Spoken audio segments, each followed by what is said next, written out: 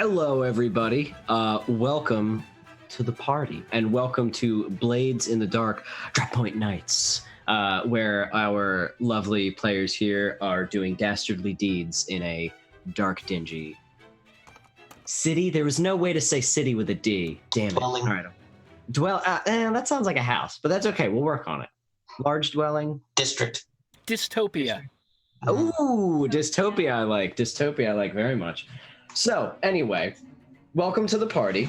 It is dedicated to creating an inclusive and equitable gaming community where people can come and learn how to stream or play games on stream, and then we give them a place to stream, like what I'm doing right now, which is very cool. This channel has sponsors, and I will tell you who those sponsors are right now. One of them is Devin Rue, who is awesome at making maps.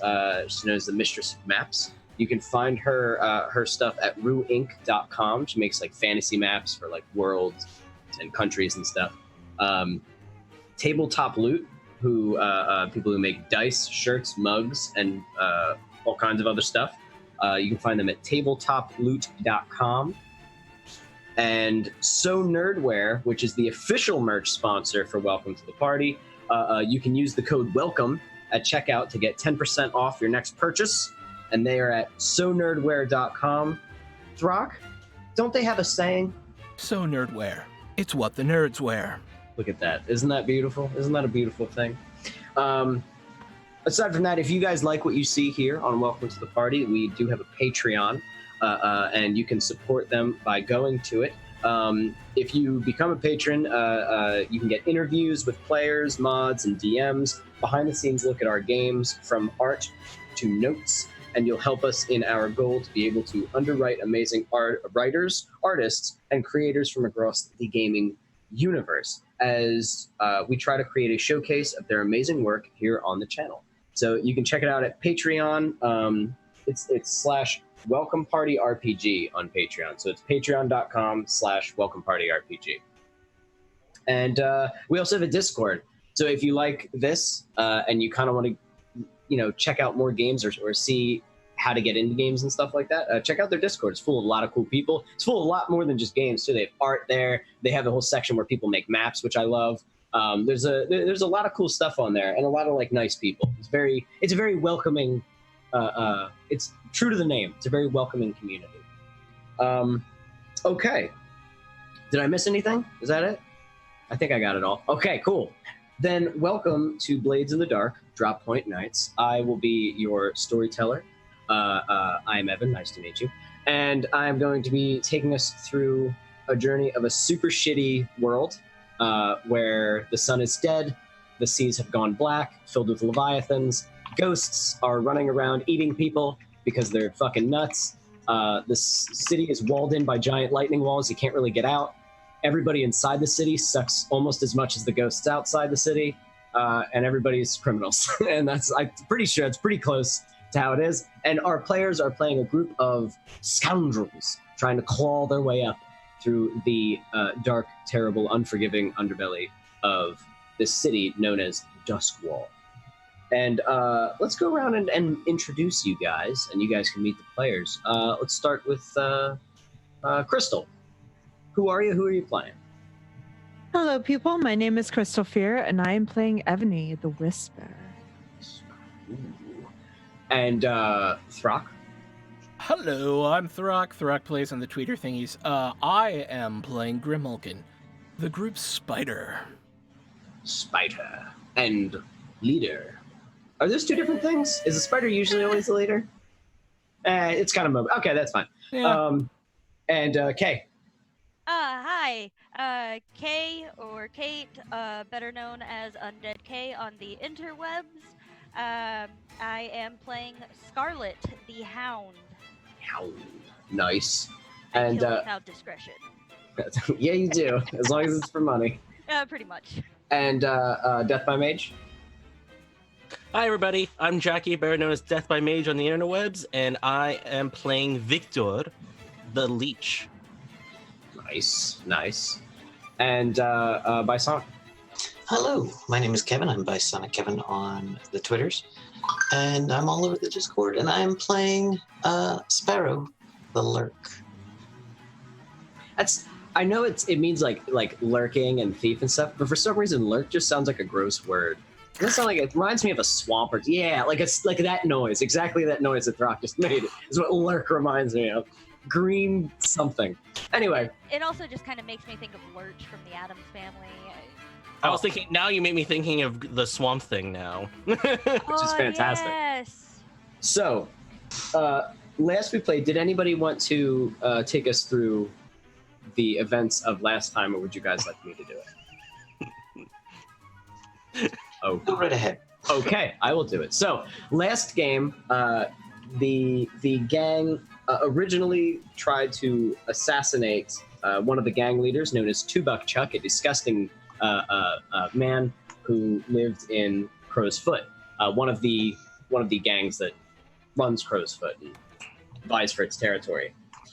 They were caught, and some of them were caught, some of them got away.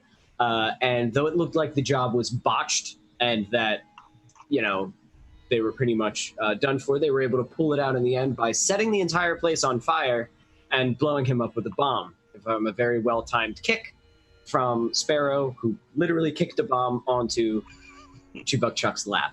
They were able to narrowly escape the burning building and escape Two-Buck Chuck's right-hand man, John Irons, who murder-faced a ghost that they released. Poor Donovan, God rest his destroyed soul.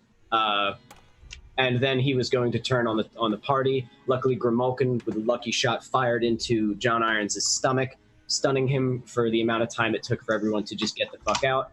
And also they dropped a roof on him. I think I remember that you guys dropped a burning roof on him to also stop him from shooting you, because he is a quick draw. And with the saloon destroyed and the boss dead, our heroes made their way into the night.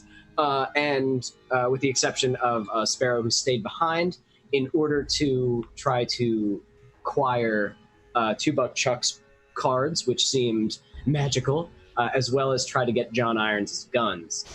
However, John Irons was not dead, climbed out of the burning building himself using the dead body of one of his comrades, and just simply roared into the night and walked away. But Sparrow was able to acquire these magic deck of cards, which Ebony has begun investigating to figure out how they work. And I believe the last thing we had was Grimalkin speaking to one of his contacts, who's known as the Siren, a blind woman who works in School for the Blind, but is actually an underworld info broker, and is very good at her job. And in speaking to her, she warned Grimalkin that John Irons is super, super hungry for their blood and coming for them, and that one of his best ways to survive is to possibly go speak to a group called the Mimes. Of course, that is also a suggestion, Throck. You could just go to the bar and get drunk, whatever you want to do.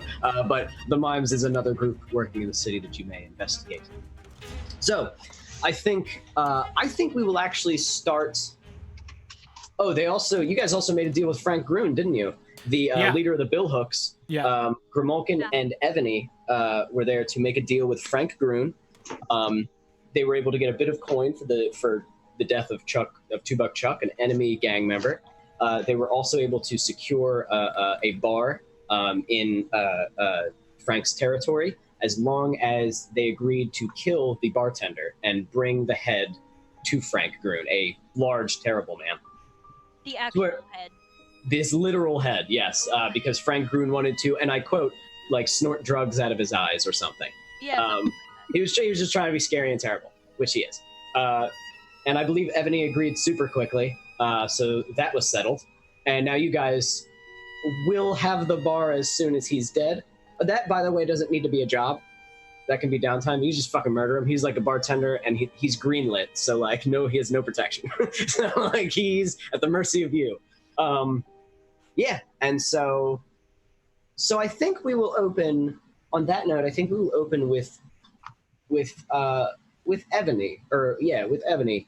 Where is Ebony during this downtime? What is it that you wanted to do? now that you guys have downtime and you can accomplish some things? Well, the first thing I'm going to do is get rid of dear little Georgie. Georgie, the bartender, the terrible bartender with some secrets. Donovan, if you recall, mentioned that he was drugging people or something. Bizarre, you know what I mean? Especially for someone to drug people in their own establishment seems a little strange. But yeah, he seems like a bad man. And how do you want to get rid of Georgie? Well, you see, I have this pretty sword that Nice. just is calling out for blood. So I'm going to go, well, rather jabberwocky on him and take his head. Are you just gonna walk in the bar and lop his fucking head off? Pretty much, yeah. Which I like. There's nothing wrong with that. Just wait until it's closed. Yeah. Solved. Okay. Doesn't take much. I mean, you guys live above the bar, so I mean, you probably know exactly. All right, so do you attack him while he's like closing up and cleaning up? Yeah. All right, I was about to say that's probably like in the morning, the wee hours of the morning, but there is no morning in the city. It's perpetually dark because the sun is dead. So would you like to play this scene out? I feel like this is the scene you probably want to play, right? Okay, Sure. That's fine. So then you are. I can say that you make your way in. Do you allow him to know that you're there, or are you kind of trying to get as close to him without him knowing you that you're there as possible? No, I want to walk up as quietly as possible. Okay, so then we will see the bar, the Thunder Bucket, which is usually in a bit of disarray as billhooks like to frequent it, and billhooks are kind of just like crazy pants. They get in fights a lot. They're always throwing shit and getting into fights a lot. So you can see that he's kind of haphazardly moving some shit around. He doesn't care too much that the place is a mess. The smell of stale ale and urine is pretty prevalent in this establishment. It's pretty gross. But the patrons, he seems to be moving shit around. He moves a table and there's a man underneath it, and he kicks the man. He goes, "Come on now, let's go, fuck off!" And the man's like, all right, and he kind of shoves him out the door. And as he shuts the door, he turns to the rest of the bar. So do you want to sneak up all the way to doing the deed, or are you just like sneaking it? Okay, so you're trying to stealth over to him? All right, Yeah. how would you... So just so he doesn't notice you, like, do you want to roll for that? You know what I mean? We probably roll for that to see, just in case this gets a little messy. Sure. So how would you sneak? Would you use, what is it? I believe you can use the finesse. You can use lurk or skulk. What is the other one? Prowl. Prowl, thank you. Yeah. So which one do you think you would use? I would use finesse. Okay. All right. Then I would say this is probably just risky. With let's do risky with standard effect. Okay.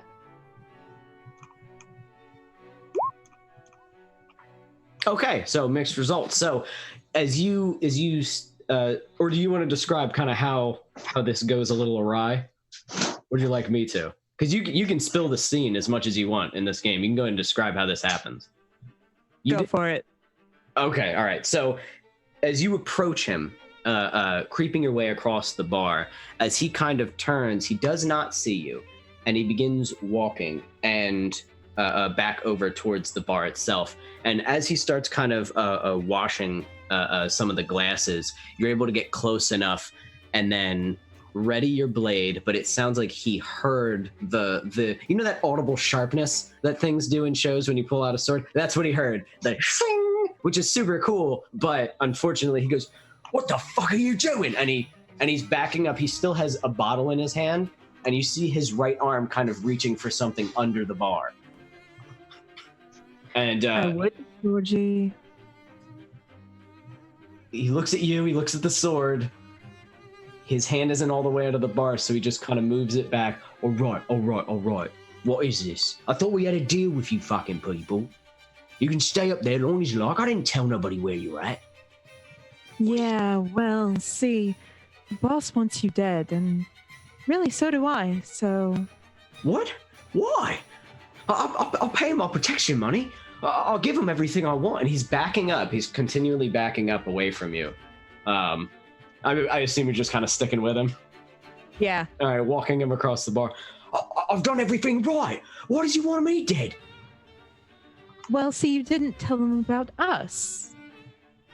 Right, that was a deal I made with you, right? That means I'm trustworthy, isn't it? That means I'm a good man, right? No, it means you lied to your boss. All right. It's fine. Hey, I'll get it. How about this, right? All right. How about I'll give you, there's a coin in it for you, you know? You just let me run. I know he's not paying you for this shit, you know? Is he paying you for this shit? Is this a real hit? How much am I worth? Well, you're worth our lives, dear. Fuck. All right. Look, I can, and he turns and just starts running towards the door. He's just hauling ass. I'm gonna go after him. Okay, so... If I could, I was gonna say if I could flash back real fast, since I'm assuming we would know that this is a thing. I would be like standing outside of the exit to be like, no. Yes. Where are you going? So as he runs towards the door opens and you come walking in and he's just, oh, fuck, not that one too. All right. So he's backing up now, kind of cut between you guys. And he's begging, you know, please, look, all right, okay. You talked me into it, right? Two coin, you let me run, and we're square. I can get you the money. After I'm safe, right? I'm good for it. I'm very good for it. I've got savings. 2 coin. Come on. It's almost cute when people beg. That's fucking sick. You're a sick. Well, you're not sick. I don't mean to insult you. Now, is he looking at her or me? He's kind of moving back and forth because he doesn't know who to look at. He's fucking terrified. Why, did you want to do something when he's looking at her? Yeah, as soon as he's looking at her, I'm gonna strike again. Okay, you're just gonna lie this way. Okay. I'm not even gonna, you don't even have to roll for that. You're right fucking there. So he just sort of, he turns, and he looks at you and goes, look, there's gotta be a peaceful way out of this. And like a hot knife through butter, the blade cuts through, and it's this curved blade, is it not? Yep. Sort of, yeah, this swivelly sword, and everybody likes a wiggly sword. That's pretty cool. So it cuts through his neck like a hot knife through butter, and his head twists, falls to the floor. His body goes, sits onto the knees, and then falls onto the ground, blood spilling onto the wooden floor of the Thunder Bucket, as blood has very often spilled onto the floor of the Thunder Bucket. And there lays Georgie's dead body. Congratulations. You have a bar. You did it. You killed him. Once his body hits the ground, I want to, if it's cool, look at Ebony and be like, and what did you say the people who employed us did for a living again? Stuff? Thanks. It was a butcher, wasn't it? I watched the stream like The that. bill hooks. So Yeah, he's the leader of the bill hooks that gave you this job, and the bill hooks are, they're butchers. They butcher people and cattle. They're murderers. They're gang. They're another gang, and they're next to the Iron Bite is like one of the most violent gangs in Crowsfoot. They're all pretty violent, but these ones are particularly brutal. Then I'm just gonna simply suggest that we take the body to one of their to their place too. I mean, they've got a way to dispose of it. I was half tempted to make it into meat pies, but yeah. I mean, what they do with it is on them. That's a whole nother level. The barber down the street would applaud you. Yes. And the baker who works underneath him. So you guys discuss this as you drag his poor sorry carcass out of the bar. Okay. Yep. So that's your downtime action for you guys. Let's go to somebody else for right now. What is Victor doing in his downtime? Victor is going to, well, now that there's no longer impending doom, Victor's gonna probably try and actually advance his project clock for finding Ivan. Finding Ivan. Yeah, so Okay. he's gonna go back to probably going back to probably the docks area.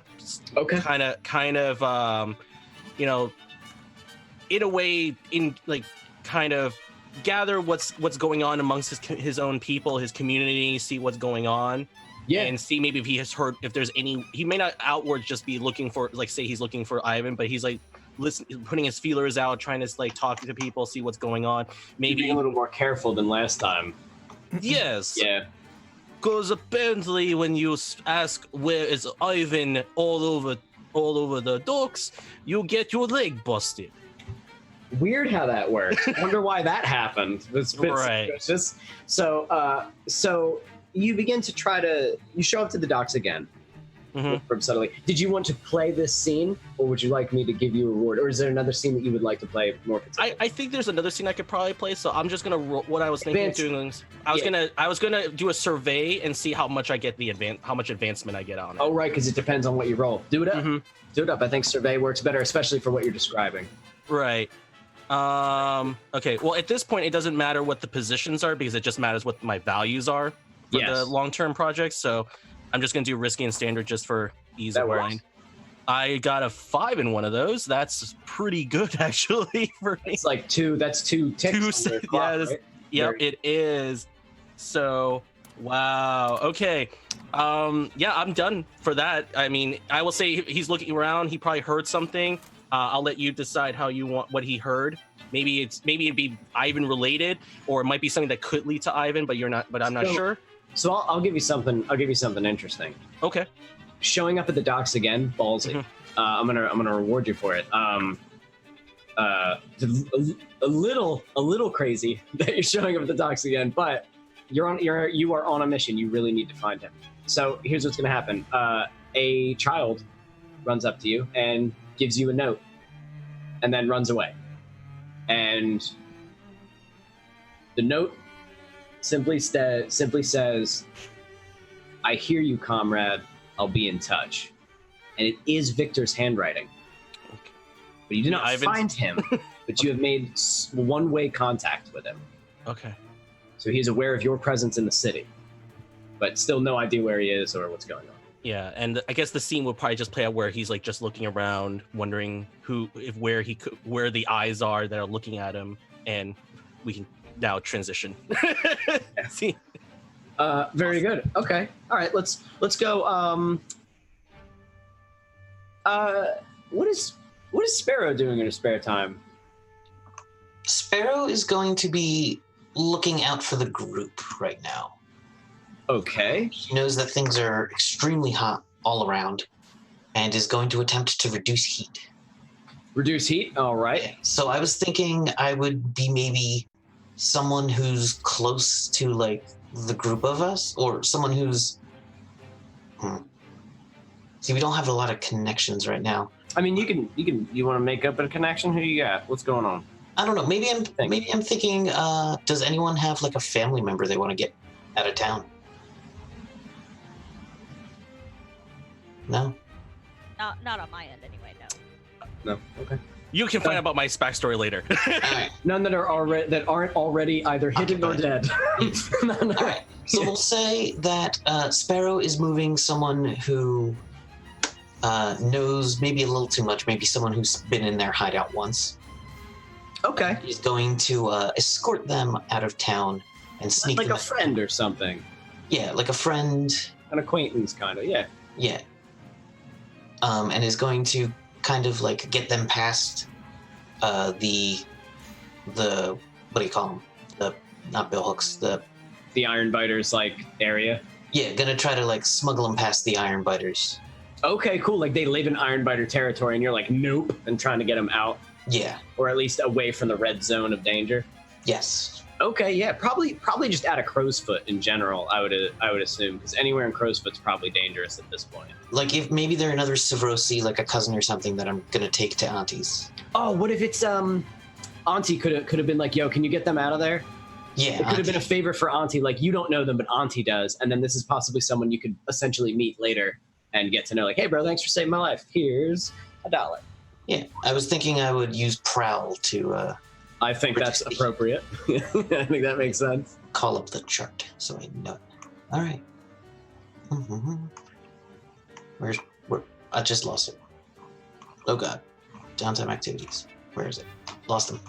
What have you done? Page 155, if that What do helps. you- Okay, I'm on I'm on it. That's why. I knew it was right there, but then I scrolled somewhat. I know it's very easy to because the book is actually short in real life, so like it's so easy to blast through pages. There it is. Reduce heat. Okay. It's the same. If you roll a 1 to 3, you get a 1. 4 to 5, you get a 2, and 6, you get a 3. And if you get a critical, you get 5 knocked off your heat, which is awesome. So you guys have like 9 right now. Let's see. There's a 1 in a bunch chance. Just go with risky standard. I got a 5, which knocks 2 off. Okay, so you guys are down to 7. And would you like to describe how you get this person out of there? Or do you different scene? Yeah. So we see a quick glimpse of Auntie telling me to go do something, and then me in an alleyway with another person and a bunch of billhooks running past, and like then I open a hatch in the street and we jump down into the tunnels underneath, Nice. and I get them over to Auntie's, and then I'm leaving them at Auntie's doorstep and walking back into the night. Okay. Any name or anything you want to drop as to who they were, or do you want to create that later, or we don't have to? We can do that later. Okay. Then as you leave, Auntie hands them like a cup of tea and just kind of like thank you, appreciate it. Right. And you scuttle off into the night, reducing the heat. Excellent, well done. Let's go to Grimulkin. Grimulkin, what does Grimulkin do with his downtime in this very busy time? Yes, well, I'm a bit stressed out, and I have some fresh coin in my pocket, so I'm going to head over to Brightstone to one of my favorite smoking houses, where I'm just going to go and enjoy myself for a little while. Okay, very cool. Did you want to play out that scene, or did you just want to? No, not unless something horrible happens. You think something horrible will happen while I'm there?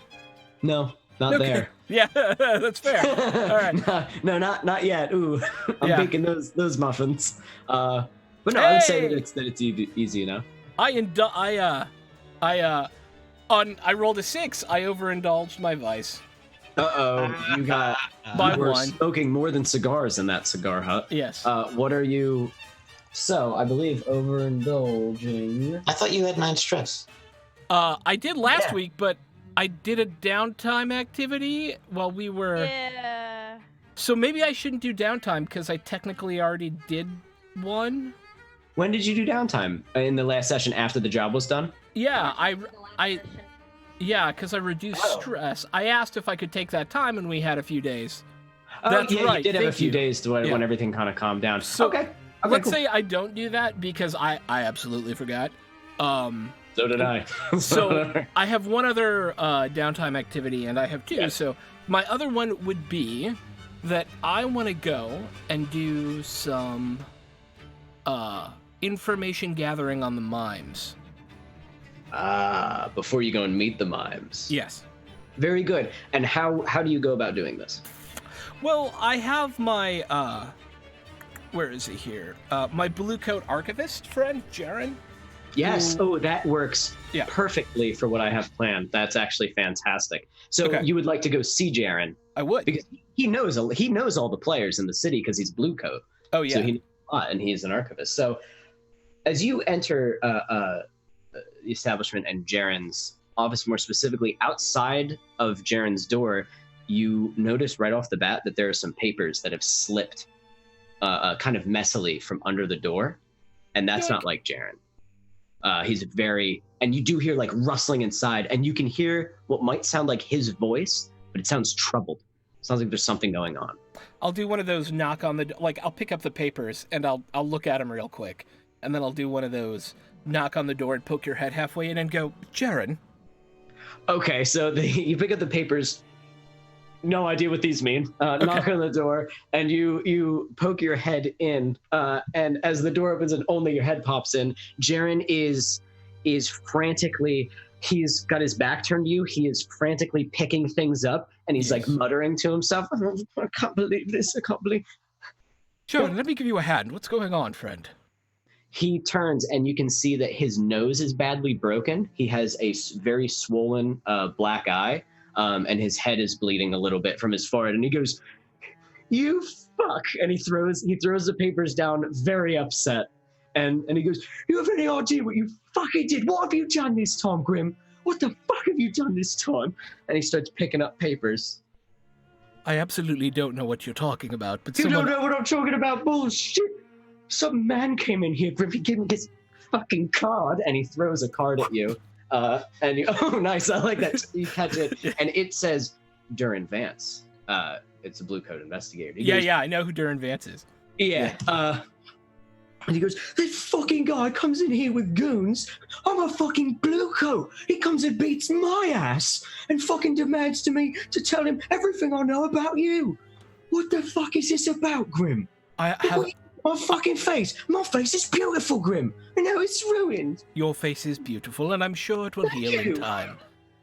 First of all, I will slip him a coin and knock that off my thing. All right, yeah, that's nice. I like that. It's a start. It's a start. I'm sorry for the inconvenience. I did actually run into this man, and I'm really not sure why he's after me. He seems to think I did some job that I didn't actually do. Has me confused for someone else, I believe. And he found me at one of my local parlors, and began questioning me, and I was very clear that I am not the man he's looking for. So I'm not sure what he's after.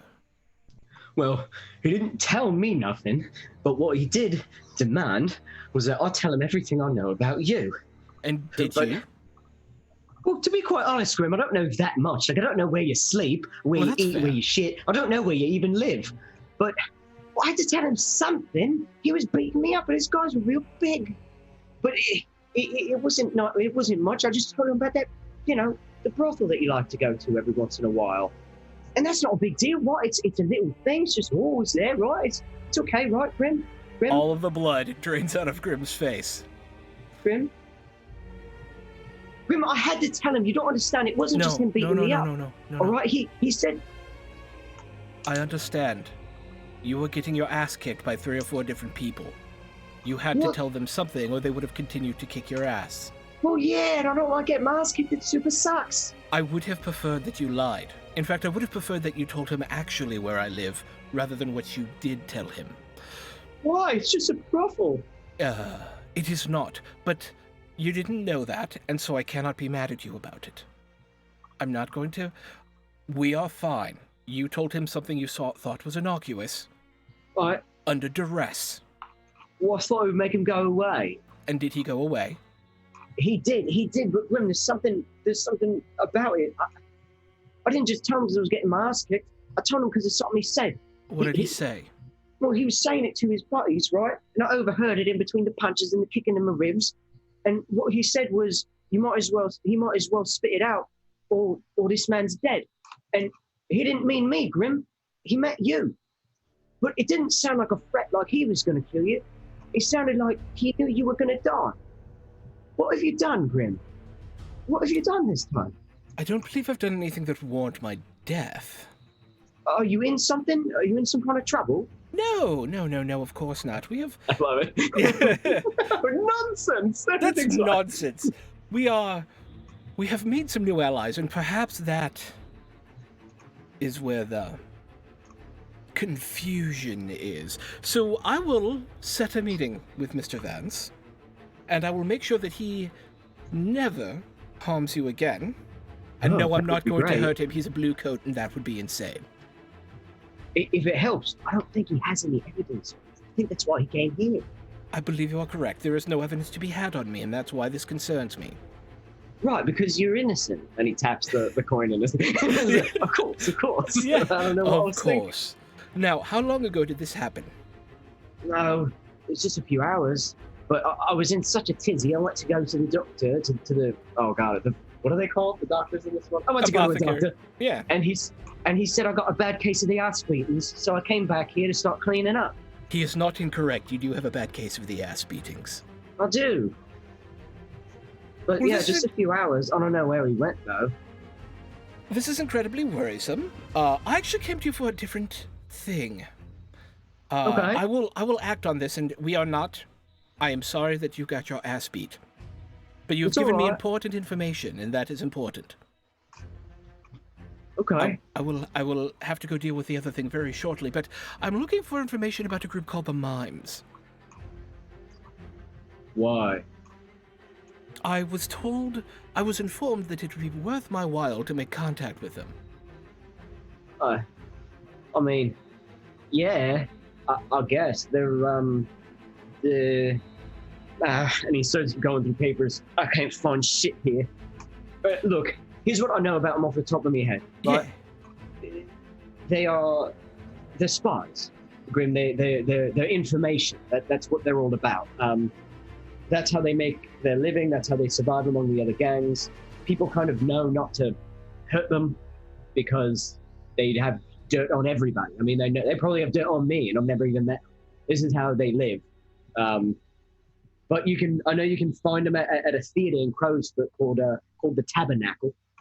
But I don't have any information for you yet because all my papers are undone. All I need is But a if you give me location. time, yeah. You have done more than enough and possibly saved my and my friends' lives by giving me that location, and for that I owe you another one. Well, yeah, you definitely, and he tries to kind of stand up straight and look like imposing. You definitely owe me a lot for this, Grim. All you must do is call. And there Oh, I should yeah. be. Call who? I shall make sure to stop by once a week in case you need something. Given Oh, yeah. the current situation, it is probably best that I do not share my current abode, but yes. I don't want to know. I don't want to know where you live. Indeed, absolutely. All right. Well, listen, Grim. Be careful. Right? I will do my best, and you as well.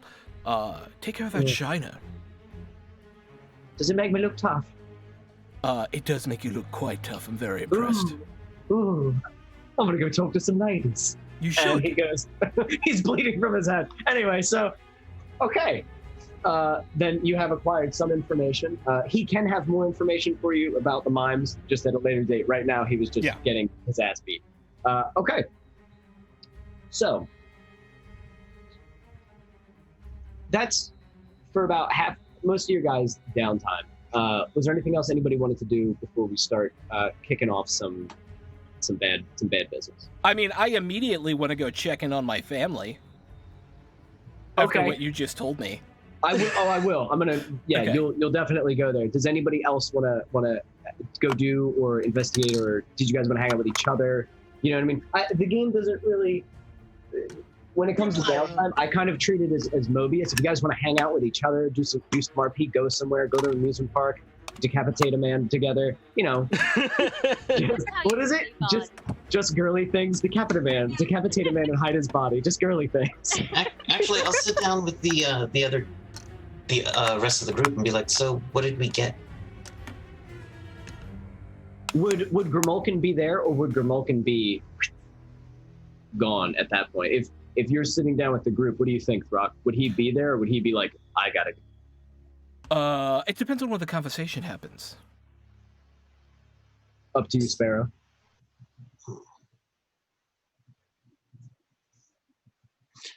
I think Sparrow would have done it when he was there. Okay. Okay. So it'd be then before do I we ask wanna about the do- mimes. Do we want to do Throck's scene first, and then we can have a group chat? Fine by me. Yeah. Cool. Yeah. Okay. All right. Well, then let's say you go to the brothel because I assume you haul absolute ass there. I would like to bring some backup, and Scarlet feels like hella backup. Yep. All right.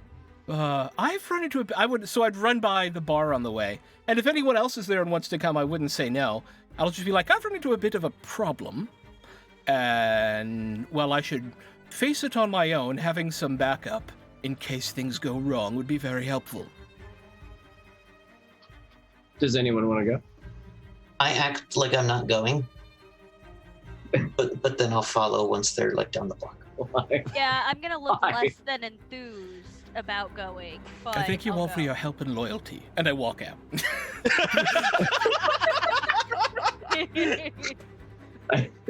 It's like your dad popping him. Hey, does anyone want to help me mow the lawn? All right. Okay.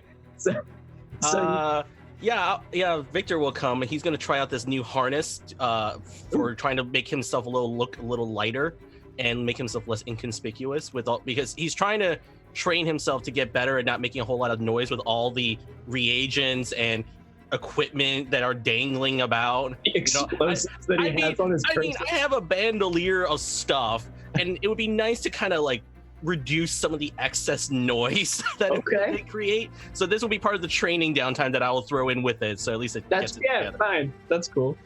Okay. Okay. So then we're all going with Grimalkin. I'm not. You're not? Actually, I'll stay behind with Ebony then. Okay. All right. Well, Yeah. We'll get. Let's get them. I think the scene would be like as everyone else is getting ready to leave and Victor's getting ready. Sparrow's gonna be like, "Stay," and Victor just kind of just sat has like a sad pouty moment. Yeah. You stay. So then it's just Grimalkin and Scarlet. As I say stay, I tap on the side of his leg. Okay. Oh, okay, yeah. Wait, Okay, whose cool. leg? My leg or Victor's leg? Victor's leg, Mhm. Okay. kicking it, seeing that, showing him that it's still a little tender. I like that. And then in about Probably 5 minutes, later, I'll just get up and walk out of the room, not saying anything to anyone, and follow well behind. This is the best. Everybody sucks. I'm out of here. You're all so good. over it. So over it. Okay, then okay. Well, then we'll say, let's follow the group to the brothel. We'll come back and see what shenanigans you guys are doing at home. I was gonna say Home Depot, home base. Anyway, so it doesn't take long for you guys to. Well, it takes a little while, but you guys are able to get to the brothel in Silk Shore. Again, the beautiful tapestries along the sidewalks, the denizens kind of going to and fro, the clients, the workers, all throughout the streets. Again, this place is, if you are not hip to the sort of codes of the flags and things like that, it can be very confusing. I feel like, would Sparrow know this? Know the different codes and things for Silk Shore and the brothels and the I don't know about for Silk Shore and the brothels. That's Okay. all out of her territory. So looking around this place, it's kind of a confusing place. Like, there are signs, but they don't say anything. They're almost like symbols and things, which is sort of bizarre. But Grimalkin knows exactly where he's going. This guy knows he's turning, he's checking. You notice him checking corners that you're like, oh shit. Like, you know what I mean? He knows this area. It seems like he has spent a lot of time here. Is that safe to say, do you think, Rock? Oh, yeah. Yeah, Grimalkin would know every, like, in and out of this area. Yeah, this is probably the neighborhood that I know best, other than Brightstone. That's exactly where your hunting grounds, and then here. Yeah. I mean, where I grew up and then where I live. Yeah. So it's not long before you reach the brothel itself. From the outside, it looks like there's no trouble whatsoever. I just make sure that my little pea shooter is ready to go if I need it. Absolutely. And I walk in, smile on my face. Okay. So you walk in. Oh darn! Do you have the name of it? I didn't write it down. Okay, we'll get to it in a minute. We won't have to worry about it right now. But so you walk into the brothel, and you can already start hearing the voices of. You recognize immediately Durin Vance's voice, a gruff sort of voice, commanding but calm, and it sounds as he's speaking and as you're approaching. Before you kind of enter the sort of main foyer area, you can hear the shrill, unpleasant, cold voice of the woman you know so well in that area, the madam of this establishment. Do you go in anyway? I go in anyway. Okay, with a you enter. Now, Sparrow, are you in the building as well, or are you waiting outside because you were keeping a distance. You're muted. I'm gonna go around the side and back. That's what I thought. Okay, cool. And Scarlett, I think you just walk in. I feel like you just walk in. She's totally just gonna walk in. Just but doesn't give a she's fuck. just gonna be like, okay, fine. It smells like candles. Everything smells like candles here. So intense. Perfume and candles. All right, so you enter Grimalkin, and what you see is Can't Durin believe Vance that. with 3 large in uniform blue coats. He is in uniform as well, but just like a little bit undone, not as like strict as they are. They're clearly the muscle. He's there for doing what he's doing. And he is talking to a woman. Would you like to describe the woman? So she is tall, lithe, and severe looking. She has a bun on the back of her head and gray temples that kind of streak back up into the bun. Her hair is white, and she wears similar glasses actually to Grey Malkin on almost peaked witch-like nose. Her face is in many other ways very, very fair. The nose itself kind of gives a sinister cast to the whole thing, though. She's probably wearing a very fine blue silk dress with gray embroidery, and would carry herself in most situations like the most upper class of madams that's ever madam to madam. She would... Damn right. Yeah, she would be like, we don't have hookers here, we have escorts, and they're well-trained, and yeah. And do you remember her name right off the top of your head? I have it written down in my backstory to you, but now I don't know where I put it. Okay, that's fine. I'll find it in a Because second. I'm terrible. That's okay. So am I. I didn't, I didn't grab it. Desdemona. Her name is now Desdemona. Ooh, that's cool. I like that. So, as you hear Durin Vance kind of speaking to this woman, he goes, "Now listen, you're being less than helpful, and I need you to be a little bit more helpful." No worries. You don't have to be any more helpful, Mother.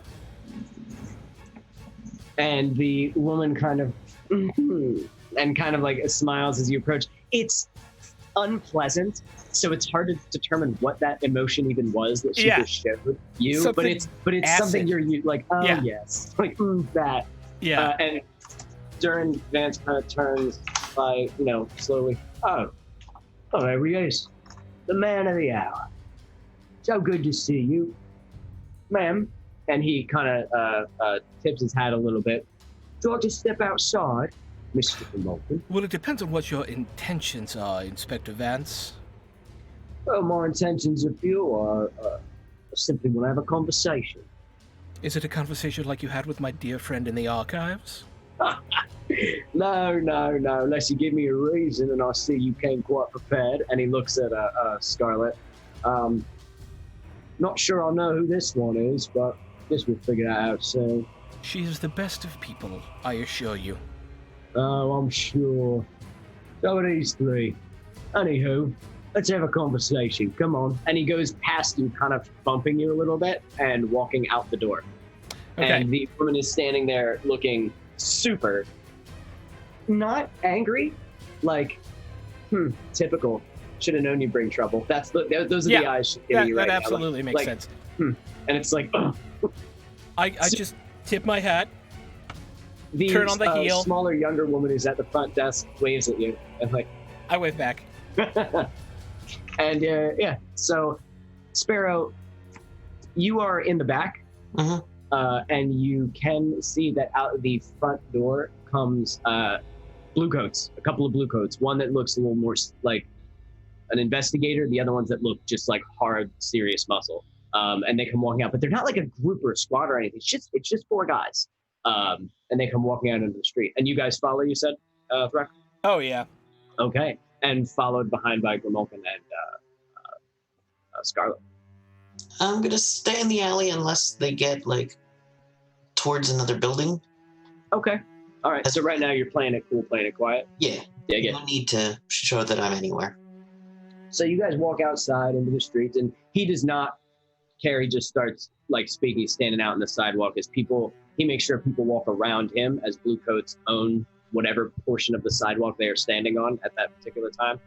He goes, "Now then, Mr. Graham, here's the issues that I'm having. I just can't seem to get this taste out of my mouth that you are involved in some seedy shit." Well, around I the have to city. remind you, my name is not Grimalkin. This is the second time we've had this conversation. Oh, right. I'm sorry. It's Reginald Filibaxter Jumble Juice. You know, for an investigator, you have quite an iron trap mind. You know what's weird is I asked your friend Jaren where Gromolkin likes to go, and he told me this establishment, and not just a few hours ago. And now suddenly here you come in, Mr. Reginald, to come in and, well, I guess you're worried about the people in there. Which one is it, huh? I saw the menu with the names. Which name? What is your intent here, Mr. Vance? My intent is simple, Mr. Reginald. I want information. I want to know. I want to know about the people that you're meeting. I want to get a better feel on the balls of the underworld, so I can more appropriately squish them in my hands. Does that make sense to you, Mr. Grant? Well, yes, and I'd be perfectly happy to give you some information right now. I just want to know what I can expect in return. Oh, what can you expect in return, boys? All right. Well, how's about this? I don't arrest you every fucking day. Then I'll just feel it. May I have a flashback? Yes. So, upon having met Reginald Vance for the first time, I believe it would be very much in my character. Durin Vance, sorry. You were Reginald something. I am right? Reginald Finley. Yeah, Reginald James Finley III. That's correct. Reginald Finley. Yeah. Upon having met Inspector Vance for the first time, I am 100% sure it is in my nature to have dug up some dirt on him. Ooh, I like it. Right. Okay.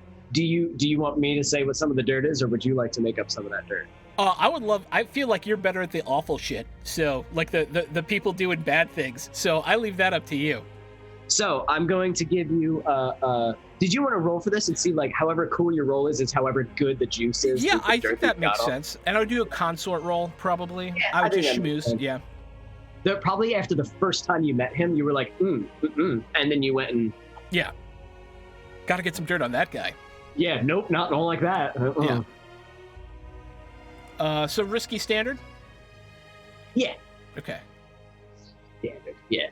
And I get a bonus die for gathering information. So I got a 5.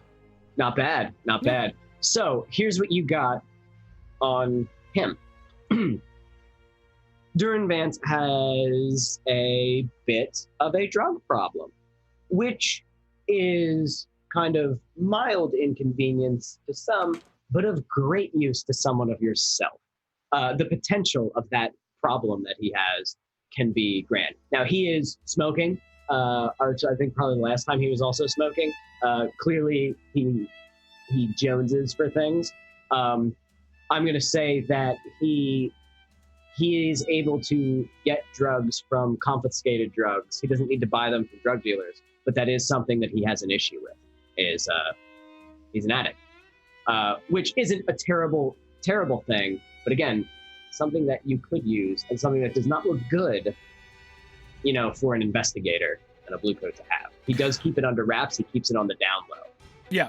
So what I will say is, I understand that you feel the need to wave your badge around, but if I may, I have a counter proposal if you and I could speak just for 30 seconds in private. All right. And he waves his boys, and they kind of take a little walk down the way. I'm gonna look at Grimalkin and be like, "Is that me too? Like, you want me to step back?"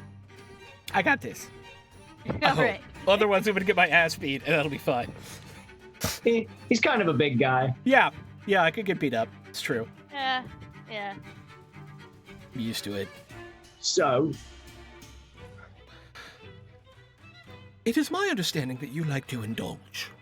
I personally have no problem with people indulging in things. However, given a man of your station and the way that you choose to procure those indulgences, it could be quite some trouble for you. Now, I am perfectly happy to trade information with you, perhaps, but I will not be threatened.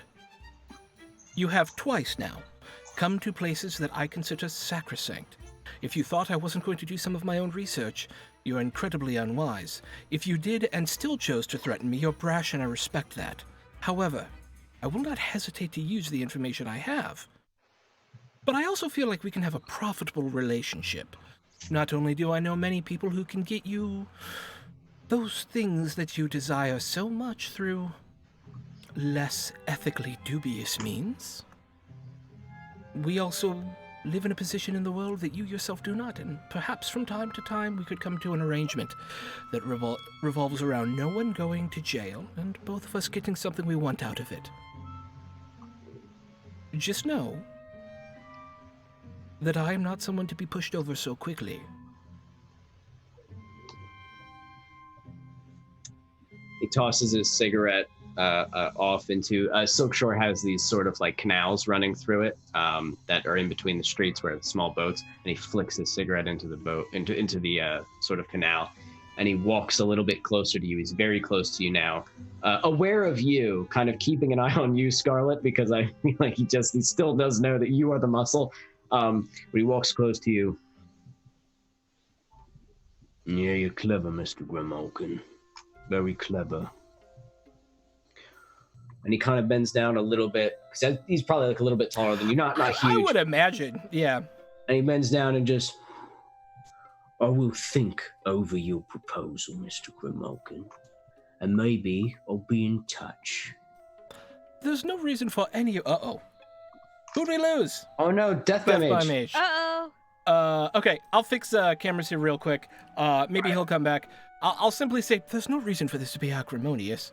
Everyone has dirt on everyone. Now you're just a part of the world. And we can do business as gentlemen. I'll be in touch, Mr. Grimalkin.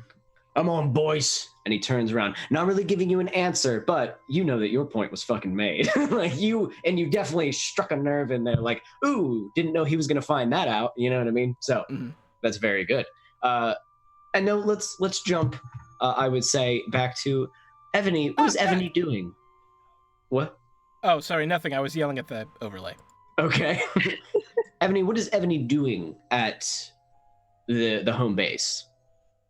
Ebony is currently in the middle of casting a bit of a ritual. Okay. I want to make our home just a little bit safer. Oh, okay. You are kind of casting a spell on the home itself to protect it from like intruders and stuff. Okay. Yeah. I like it. And you're doing this on the whole bar, or just the apartment, or just the bar? Just the apartment. Just the apartment? Okay, cool. All right. So, okay. Then I guess this would be an attune, I would assume, unless, are there rules for this? For wards and stuff and protection spells? I technically have the special ability of ritual. I'm not sure if I need to roll anything for that. What does it do? What does it say? Let me do that. Oh, there you go. Okay, so a ritual in this game is you can study an occult ritual or create a new one. Ooh. To summon a supernatural effect or being, you know the arcane methods to perform ritual sorcery. You begin with one ritual already learned. And this is the one that you'd like that you have. Very cool. I like it. So this is more you are summoning an effect. I guess to determine the effectiveness of how potent it is, we can have you roll for whatever you deem necessary. I would assume it's a tune, but if you have a different idea, that's fine. And then we can put it into effect. And so however high your roll is, whatever the highest die is how like how much juice this thing has. And I assume it's if someone tries to enter, it hurts them. Yep. Or it paralyzes them. Okay, cool. I like it. All right. Then go ahead and roll. It would be controlled, and I would say controlled great, because that sounds like it would be fun if someone tries to enter and I remember that it has great effect. All right. Ooh, okay. Oof. Alrighty then. Nice. Okay, so that's going to be potent. So tell me, what does your magic what is the flavor of your magic as you cast this ritual? What does it feel like, look like? You know what I mean? How does it flow? So what she's doing is she's inscribing runes along the doorways and the windows of their apartment, and putting just energy into them. And then after doing that, she has to create charms for all of the crew out of her own hair and blood. Yes, that's some witch shit. I love it. Yes, very good, very cool. So They'll basically be little like bracelets that everyone will wear in order to get Oh, like past the those walls. memorial bracelets that they used to do, made it from hair and stuff. Yeah. What is that? That's the thing in typically, I think it was Victorian era. They would wear bracelets made from the hair of those who have recently deceased. Dude, no wonder disease spread all the time in that. What are they doing? You can't just do that. People dying from there. All right, so you're gonna make a couple of friendship bracelets out of your own hair and blood and stuff. Cool, awesome. I love it. All right. So I wish Jackie was here because I would love Victor to walk in on it and be like, gross. And just go on. Okay, cool. So you did it. You know, well done. You've crafted these, one for each of your party members.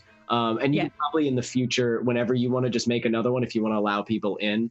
I would say if you just want to allow people in, you just like hand them one and it's like, okay, here I go.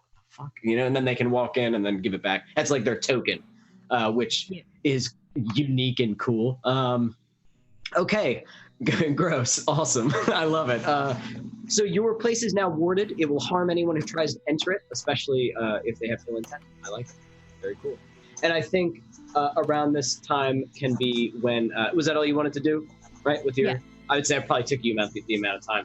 So you guys are able to reach or come back to the headquarters. You now see that there are these carvings, runes inscribed all along the door frames, window sills, with where Ebony had maybe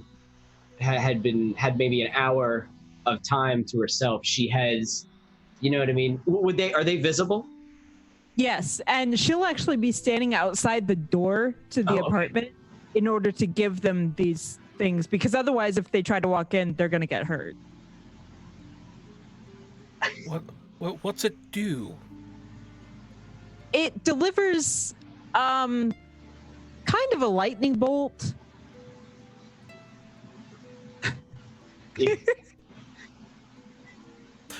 This is a bar, right?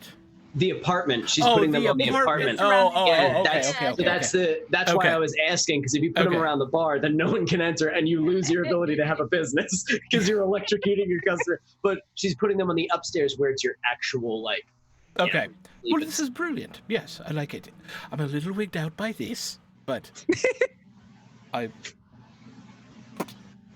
So you guys probably don't have to wear them if you don't want to, if it goes against the aesthetic of your character and if it would get in the way. You guys can just carry them on your person. You can put them in your shoes for all I care. You know what I mean? You just have them on you in some way, shape, or form. Scarlett's just gonna wear it. I just kicked my table. Sorry, guys. I'm sure that was very loud. I apologize. Fuck, that hurt. All right, so... By the way, it's my job to break my own foot, okay? I mean, it's not broken, but it's close enough, so, yeah. How you doing, Death by Mage? We got you back. Can you see us? Yeah, I can see ya. Sorry about that. My internet decided to just kill itself out of the blue. I blame the squirrels. Let me catch you up really fast.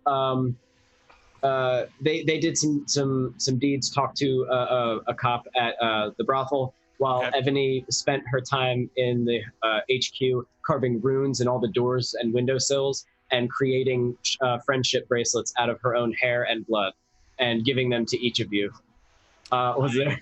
Totally dig that. Yes, it is to protect. Totally dig that. Yes, I knew you would. So it's to protect the apartment.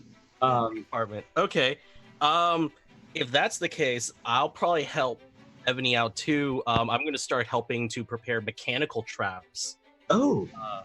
along the front entrance for sure, the back, Okay. and also our and then like set up another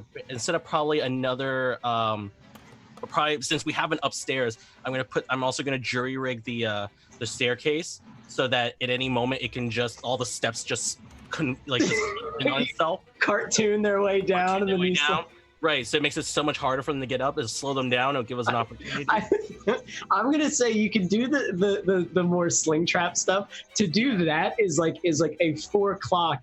It can be a 4 o'clock long-term project. Just because that's crazy. I'm willing to. I'll say for sake of everything, I'm willing to consider the stairs maybe a project, but like putting up like a couple like sling things and other things, or like extra mechanisms to bolt down the doors. So you Home Alone the apartment. Do you do this to the bar as well? Yeah, sure. That way it's like Cool. we'll have some extra storage space. I like this. For things. You guys have about an hour or two to yourselves, and you turn the place into a fucking fortress. What? I like it. Okay. Cool. Well then, One way to keep people out. you guys are all together. You have now a much more dangerous home, much more protected in case someone tries to lay siege to it, which is super helpful if the future goes poorly. So for now, you guys are all together. You're in your group. You have a few things that you know you can do, or if you guys want, you can keep investigating the mimes on your own. If you want, you guys could look for another job kind of on the deal. I would suggest if you guys look for jobs, I would do jobs that are a little more low tier because you don't want to accrue too much heat right now. But you can still do jobs. Don't feel like you can't, especially if you need coin for things like that. Or you can go talk to whoever you want. What are you guys feeling? What did we get? We need to turn that body in, don't we? I'm gonna say you guys probably did that. If you want, I don't think that has to be a scene. Frank didn't actually snort drugs out of his eyes. He just darn it. He just took the body and was like, nice, and now you have the body. Cool. We have the bar, which is a perfect front for laundering money. We have a few extra coin from our dear friend at the Billhooks for a job well done, and we have a pledge of their protection. Plus, we got in their good graces by ensuring that, well, not me, but Heavenly and Scarlet did a wonderful job ensuring that the bartender is no longer a concern of our new employer. Yes, and the home is now fortified. Okay. We do have I a feel problem. bad. Oh, Well, Iron John. Iron John, is that his name? John Irons. John Irons. John Irons. Sorry, Iron John's a American mythical So cool. person. Also Yeah, awesome. also awesome. John Irons is going to continue to be a problem, but I have acquired a piece of information that may allow us to get off his radar. Do tell. There's an organization called the Mimes that works out of Crowsfoot, and they are excellent information brokers, so if John Irons was looking for a way to find us, he would likely go to them. Once he recovers, of course. So if we get to them first and perhaps get ourselves in their good graces, then perhaps there is no information to be found about us. Mimes with an N or No. mimes with like... No, like the creepy ones with the white faces. Okay. I think they're entertaining. That is not surprising to me at all. Does Sparrow look down at like corners and stuff? Like, because that's actually what you're doing, I think, right? Yeah. He has trouble making eye contact. Oh, cool. Sometimes. Okay, I like it. So we could just find jobs for money, but I also feel like we maybe need to offer our services to the mimes. If we do For- anything, we're putting our necks on the chopping block. Indeed, and at least this way, if we do something, we're doing it to perhaps move our necks a few inches off the chopping block. I did what I could to hide some of the people who might know us. Excellent, well done. well, maybe we give a hand to those mimes. Maybe they give us a hand. I think that is a brilliant idea. Are we speaking literal hands here? Well, perhaps Hopefully they won't have us kill someone this time. There's been plenty enough bloodshed at the beginning of this. We are can't well afford it. baptized. Indeed. Maybe they want something. I would imagine they do. They're information brokers. So which say we set up a meet? Perhaps I have a word with them and see if I can find her some employment. Sounds lovely to me. Okay. Works for me, I guess. So we are going to the mimes. Is that the consensus? We're gonna see. I would like to see what they have to offer. Yes. Admittedly, Scarlet does look a little disappointed that it's not literal hands. I gotta say, the girls of our group are the gruesome fucking twosome. Jesus. You guys are some brutal fucking ladies. Hey, to be fair, I had my fun last game, so you know. You did. I And I'm think sure it's there's more to come. So there's more that you have in store. Okay. So then, you guys are going to set up a meeting. We'll skip to where the meeting is actually when the meeting's actually gonna happen, obviously. Okay. Sorry, I pricked my finger on the overlay. It's Is there very any- pointy. These dang blades. I know. Is there anything that you guys want to do to bring specially to prepare? I mean, the game works that you can just flash back and be like, I brought a nuke, whatever you want. But just off the top of your heads, is there anything that you guys like want to have walking in with like a big sign that says "Sup, mimes" or anything like that? I would imagine that the group would have something against my character just like strapping a rifle on her back or something, just walking in. You can have like sort of a pack slung over where it's disassembled just in case. So you have it kind of wherever you're at, but it is like a visible pack that you would have. I was just gonna say, with the holdout ensemble, I'm just gonna like hide a gun on my persons, Cool. like Okay. one of the pistols. Okay, very cool. All right, so then we'll get to the theater, the Tabernacle Theater in Crowsfoot. It is a kind of run down looking place. It's obviously not up to snuff in real working order. It doesn't look like it has like real staff or anything to it, but it does have a sign like up on it as if there is like, and it says coming soon, the Crack of Doom, and it seems to be the name of some kind of play that the mimes are putting on or want to put on. The Crack of Doom. And so it does seem like it's like a working theater, maybe, but you've never fucking heard of it. Yes? Is crack spelled with a K as in Kraken? No, it's spelled with a C as in like a crack in the wall Like a butt crack. or a Yeah, butt I was crack. gonna say butt crack. That's Okay. where my brain immediately went. Thank you, team. Good thanks, guys. You can always rely on us, Evan. But okay. Just keeping it grimdark. Just keeping it grimdark. So you guys, do you just walk in? Do you sneak in? Do you scout around? How do you guys approach this unknown sort of entity? I, for one, will walk straight in. I would want to gather information.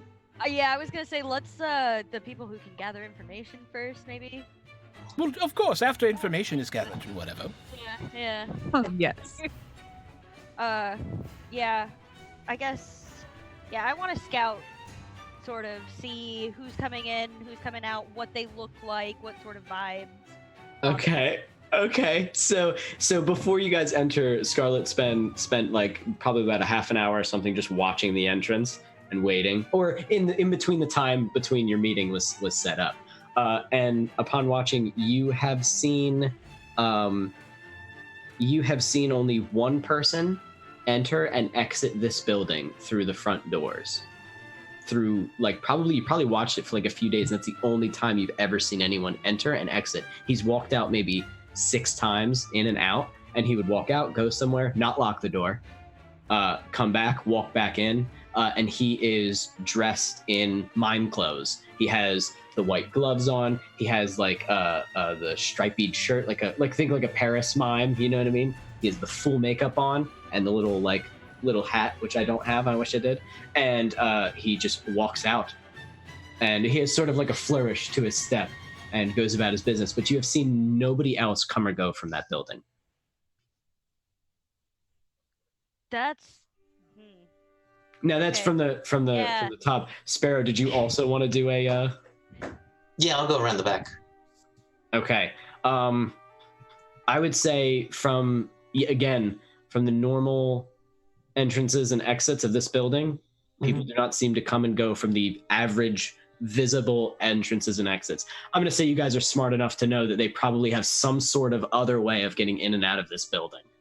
Gotcha. Yeah, probably underground. Thank you, Throck. They under the ground. But yes, these people are obviously very secretive and make it difficult to, spy on them. Do any of you guys infiltrate the building and try to get information, or are you just chilling outside? I would consider it if I wasn't going alone. So, like, if Sparrow was down to try to infiltrate, then I'd do it. But if not, no. We're not here to make enemies. Yep. Okay. Fair enough. So through the front door it is? Neat. All Okay. right. Yeah. Just come in with me. I'll try to find an emergency exit on the outside or on the roof if you need. If it helps, all of the windows look like you can just sort of kick them open. They have some of them are just boarded. You know what I mean? It looks like a pretty breezy theater. But so you guys enter this sort of dilapidated theater. As you enter the main front area where there seems to be a ticket booth vacant of life. No one seems to be there. But one of the doors to the main auditorium is open, and you do feel like you can hear some music. And it sounds like perhaps actually someone singing within the next room. And as you guys go forward into this big empty auditorium, you begin to walk down one of the aisles, and there is a blackout stage and sort of just a blackout room. And there is a spotlight suddenly on the stage. And there on the stage stands a single mime. And he's sitting there like this. And he goes, "So your life has failed. You made the progress of a snail. Don't worry, your revenge will come soon. The crack of doom. The crack of doom. No, that isn't right. So your life... No. I cannot work in these conditions. Well, hello there. Come in, please. Lights, everyone." And he claps, and lights turn on in this area. The kind of electrical sort of buzz of old wiring. And as he stands there, there is no one else here. And it's just him. Someone was working those lights, but not him. And he goes, "Well then, isn't this just wonderful? Who might you all be? Wait, don't tell me. Grey Malkin." And he points to you, Throck. Ooh, did I get it right? I love that. Scarlet? And he points to Scarlet. Victor, I believe. And you two? I'm outside. Oh, okay. Then he points to the Taikarosi. "I have no idea who you are. Isn't that fun?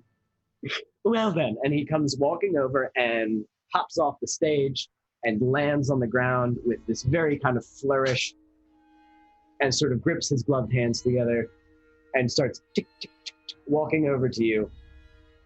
"Now then, you all sent a message into the ether saying that you needed to meet me." I sit down in one of the seats. He I will goes, sit- "Yeah, okay, you all sit in the seats?" Yeah. Okay. Scarlett's just kind of slumped, arms crossed. She doesn't like the fact that her name is known. Mm-hmm. It's very obvious. So you all sit. He goes over and sits sort of like cross-legged on the floor. The dirty, filthy floor. He just sits there. "Well then, how can I assist you?"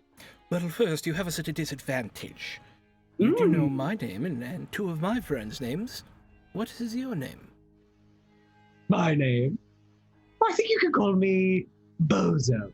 Yes, people tend to call me Bozo. Bozo. It's a pleasure to meet you.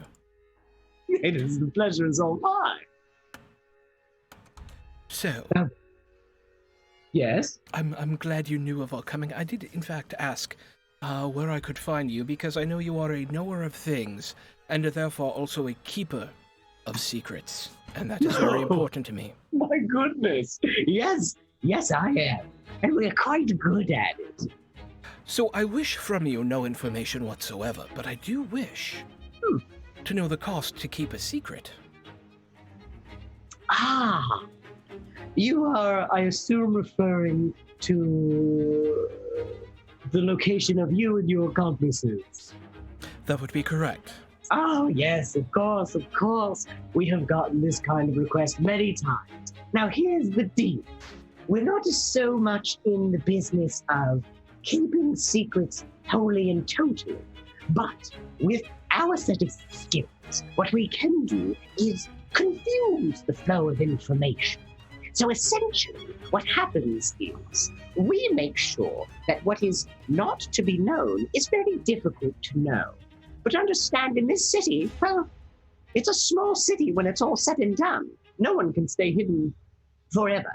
But we can take the progress of someone seeking information and slow it down to molasses-like pace, making it very difficult for them to find you and buying you plenty of time to figure out what you're going to do. A nod's as good as a wink, Governor, and that sounds perfect. Very good. Well, that sounds perfect then. Now, if I'm not mistaken, there are 1, 2, 3, 4, 5. Did one of you die? One of us prefers not to congregate too often with the rest of us. Perfectly fine. Don't get lost. And he sort of calls into the... Well then, that's fine and all well and good. The price, unfortunately, is quite high. For our services, though they are very effective, it will cost quite a bit to coin, I'm afraid. Out of curiosity. I can pay that Well, What did you let's not be too I can pay that easily. Oh, Ebony, let's not be too well, that's- hasty. okay. Perhaps we could begin a working relationship in lieu of coin. Is there any Oh, service I we see could what provide you to mean. you? Like, do a favor for me for Yes. free in exchange for this. Well, not so much for free as in exchange for this, indeed. This to us is just as good as any coin. Well, that works out. Because though we are proprietors of information, we are also go-betweens for clients and things throughout the city Indeed. who decide to remain anonymous. And seeing how you are a new group in town, I do have quite a few jobs that could be done. And if we are able to keep the coin from the jobs and instead provide you with services, all the better. At the end of the day, this job that I would offer you would have paid 2 coin per person. Per person. However, that is also how much we cost. 2 coin per person for our protection. But that sounds like a fair trade, does it not? So, to understand the terms, Yes. this first job Mm. we would do, rather than in trade for coin, in trade for the obfuscation of certain pieces of information we would like to have obfuscated. Additional jobs we would do for coin happily should our services meet your standard of excellence. Yes. This would essentially be a one-time deal. You do this job, and instead of us paying you what you would normally get paid, we take the money, and you instead get our protection from John Irons' ire, as it were. I do love a good turn of phrase. So, Oh, yes. what's the job? Well, it's simple. You need to steal a knife from an old house. And he reaches into his I guess his pants, because he doesn't wear a jacket. So he reaches into his pants with these guys big bright overalls, and he pulls out a piece of paper and he starts undoing it. A client, who shall never be named, is paying a decent amount, 2 coin per, for a particular knife to be stolen from a home. The home is located at 37 Kurt Street in Crow's Foot. It is a dilapidated mansion, and it once belonged to a noble family called the Kurtz, hence Kurt Street. It has since been taken over by a group of violent individuals, not a gang, mind you, just a strange bunch who beat the ever-loving shit out of each other in the basement for some reason. I don't know why, and I don't really care, but we should be wary of them as they wander the house from time to time. But somewhere in that home is a knife, and it is important to our client for some reason. We don't ask questions, we assume perhaps a family heirloom, something of that sort. Sentiment, you know. Of course. Description of the knife? So it should be a small, apparently like an ornate steak knife, serrated, and with a beautiful handle. I think it's supposed to be made of ivory inlaid with silver. All right, I'm sorry, I'm taking notes. That's fine. So am I, so I can remember the shit that I say, so I don't fucking mix it up in, 6 hours on our next session or something. All right, so I look at my compatriots here.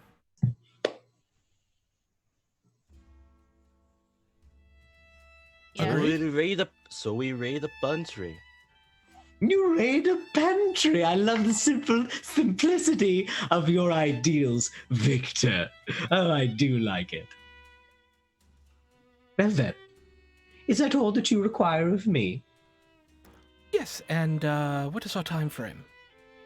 Well, based on what we've seen, and I give you this information for free because I like you, and he taps you on the knee, Grimalkin. But what I am offering you for free is to tell you that John Irons is not far from finding you and ripping you to pieces. You probably have about this job's worth of time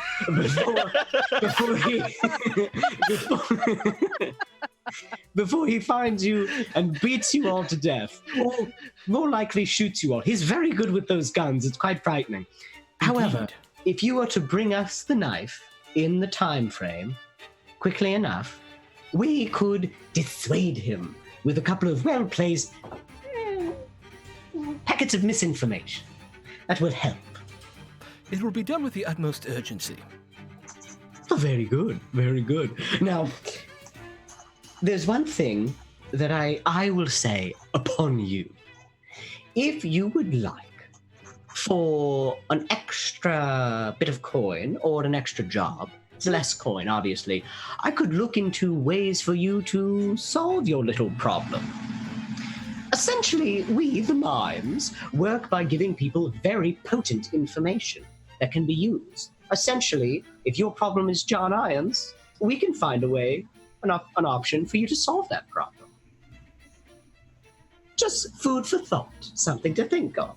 I believe solving the problem will first require having the problem not looking to solve us, if you understand my meaning. Very much so. So I am absolutely open to negotiations for that. Very good. But let us solve the initial quandary and then move on to the next step. Excellent. Of course. And I'm sure it goes without saying, but if you breathe a word of this to anyone, I'll kill you all in your sleep. I'm just kidding. I don't do that. Look at my gloves, pearly white. I wouldn't dare. It's garish. Bozo, it has been a pleasure meeting you. And he pops up from his cross-legged position, stands up straight, and bows. The pleasure was all mine. Please, if you have time, come and see my show when it's ready. It's called The Crack of Doom. It's going to be wonderful. I will most assuredly be at the opening night if you'll have me. Oh, gladly. If I can only think of the goddamn words. And he just starts walking away. All right. Good place to go to break? Yes, Yeah. I think so. Mm-hmm. All right. We will be right back after these groovy messages. Stay groovy. Ruby.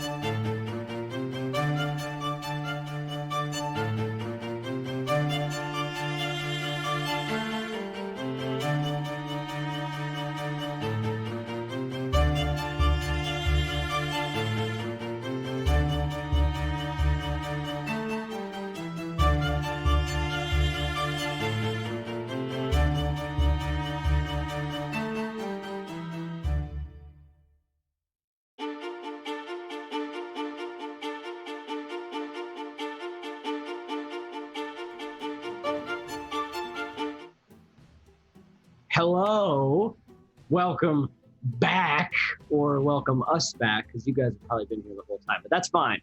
We are back to continue our Blades game.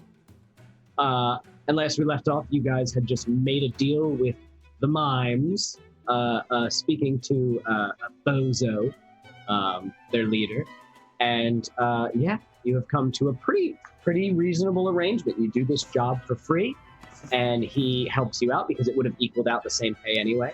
And he helps you guys out with an issue, which is John Irons is tracking you down and eating you alive. He doesn't eat people, but that's fine. So That's another guy. that's another guy. That's someone else. There are probably a few in this city. So those are the ghosts. So you guys exit, I guess. Is there anything that you wanted to do? Sparrow, was there anything that you wanted to do in this theater, or did you want to like save that for some other time in the future or something? It's fine. I was just going to be on point outside, not being, like, attempting to not be seen. Just in case anything went down. Cool. I like it. So then now you guys have a job. Now that you have a job, you can essentially, from what I understand, you can prep for it. You can look up information and shit. You can, like, do stuff, or you can just, run in, kick the door down, and be like, "Where's that knife?" and then just start screaming and looking for it. Yeah, I would actually like to consort to get more information on this. Yes. Because when I do so, I get +1 die on the roll, and we get +1 die on the engagement roll. Oh, With get out, my really? Weaving the web power. Yes. Ah, I like that. Okay, Yes. that makes sense, too. So, We'll need it. go ahead and roll that sucker. Okay. Risky standard? I wouldn't say it's risky at all. I would say it's controlled standard, because Okay. it's not a dangerous place, not controlled by gangs. It's just sort of a weird place. Okay. An old dilapidated shitty place. I got a 5. Not bad. So, was there any particular questions you had about the place that you wanted to ask me? I can give you like a basic gist of the place, but if there's anything specific you want to know. Notable security, or like obvious security, or personalities who would frequent it, who we should be especially worried about. Is there a way for someone to slip in easily, perhaps, and be a part of it as like a distraction? Like, I'm essentially looking for options for us, right? Like, Okay, a ways in. You want easier infiltration. Yeah. So And just more about here's them. what you learn, Yeah. and I will answer that question as well as give you the gist. This place, it's a dilapidated mansion that used to belong to a noble family. They are no longer there. It is now full of essentially squatters who live there and beat the shit out of each other in the basement. The apparent reason people beat the shit out of each other in the basement is because they are training to try to get good enough to fight in the Jackknives fight pit. The Jackknives is another gang. Now, they are not Jackknives. They are not affiliated with them. But the Jackknives fight pit is like the fucking place so where you can make a lot of money by beating each other to death. So Fight Club. okay, that's exactly what you're looking at. You're looking at Fight Club down in the basement. These guys also kind of live in this house, sort of. Some of them have other places and come here. Some of them just stay for a while. So But they it's a will flop be house. meandering throughout the building. But it's a flop house. it's a flop house. There is no like security. Okay. They're all like tough boys, so like they are not scared of people coming in. The gangs have no interest in this place. The Jackknives have no interest in this place. It's essentially just a little flop house where people. But all the people there are probably pretty good fighters because they are practicing and fighting each other. As far as infiltration, you could absolutely go in and try to be a fighter and be like, I want to learn how to fight and also join the Jackknives. It's kind of open and welcome, to people who want to do it. There are other houses similar to this or other areas and establishments where people gather together to train. This is just one that's not official. So that's one way in. Also, most of the doors and windows are like rotting and super easy to infiltrate. So Sparrow, it's like Swiss cheese for you. Like you can get in there anytime you want, any of the spots. Probably not the best visibility from the outside because of tattered curtains boarded up windows and things like that. So for Scarlet, hard for you to snipe from the outside. If you wanted to kill any of these guys, you might have a better chance going in. Oh, Victor. This place is just kindling. This place would fucking die if you lit it on fire. You almost are like, oh, I kind of just want to light it up just just to prove a point. Just because I know it would. Like, this place is flammable. That's a good thing and a bad thing. You know what I mean? If you light it, it's going up fast. So that's the information that you kind of gathered. I don't want to do any spirit stuff for you as far as information, because that's not what you look into. But as far as like logistical shit, They literally you run were away fine. from me. I have a thing that makes spirits not be around me. So That's would good. be That's fantastic. So you're looking at this place, and it's just like, nice. It's easy. It seems easy to get in, easy to get out. Doesn't look like there might be locks, but they don't look like they're kind of old. Probably just kicked any of the doors open. So, yeah. I will relay this to the group and go, feels like there's not much for me to do here. So I will rely more on your expertise than mine. We cannot drop bodies. No. We can't afford not, it. Not in this instance. We can't afford to do this loud. Right. The point is to get John Irons off our back, not put the blue coats on it. Remember, Right. I say we haunt them. I propose we Scooby-Doo this. What is Scooby-Doo? Tell about a dog I heard.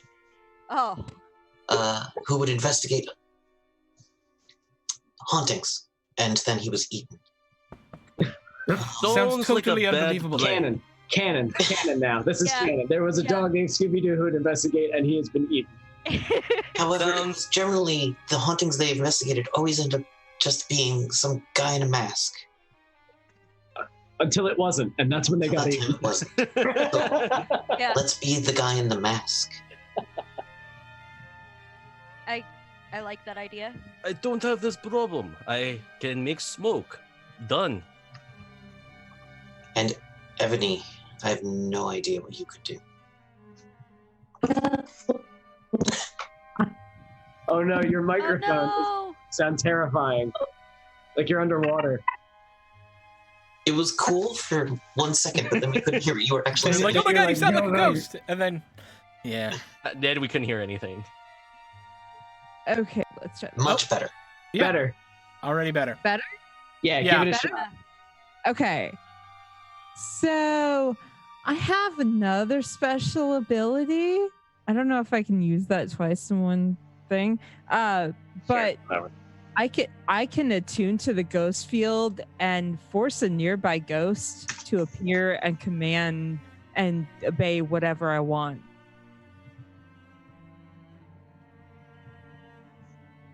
Sounds useful. So we could do a fake haunting and a real haunting to kind of Cause distraction. clear them out of parts of the house? I don't know. Makes sense. Oh, like Clear move the room building. by room. Or And clear the building. for that. Yes, we want to scare those kids out so that we can search for the lost treasure. Yeah. Literally the villains in a Scooby-Doo episode. And I fucking love it. welcome to Blades in the Dark, everybody. Blades in the dew. All of the ways I imagined you guys could do this job, this was not one of them. But I love it. We're turning. We're gonna put on a theater production. Oh, Grimmalkin has like a whole disguise kit. You got like a whole fucking. You are the man. You can make the. Oh, the I could monster literally dress up as a Yeah. ghost. I guess that's true. mask. Whatever the green like guy or whatever. The heck you gotta I be. will dress up as a ghost.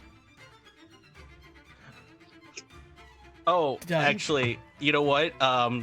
Victor can pull his violin out and he will play a string of chords that sound haunting and eerie.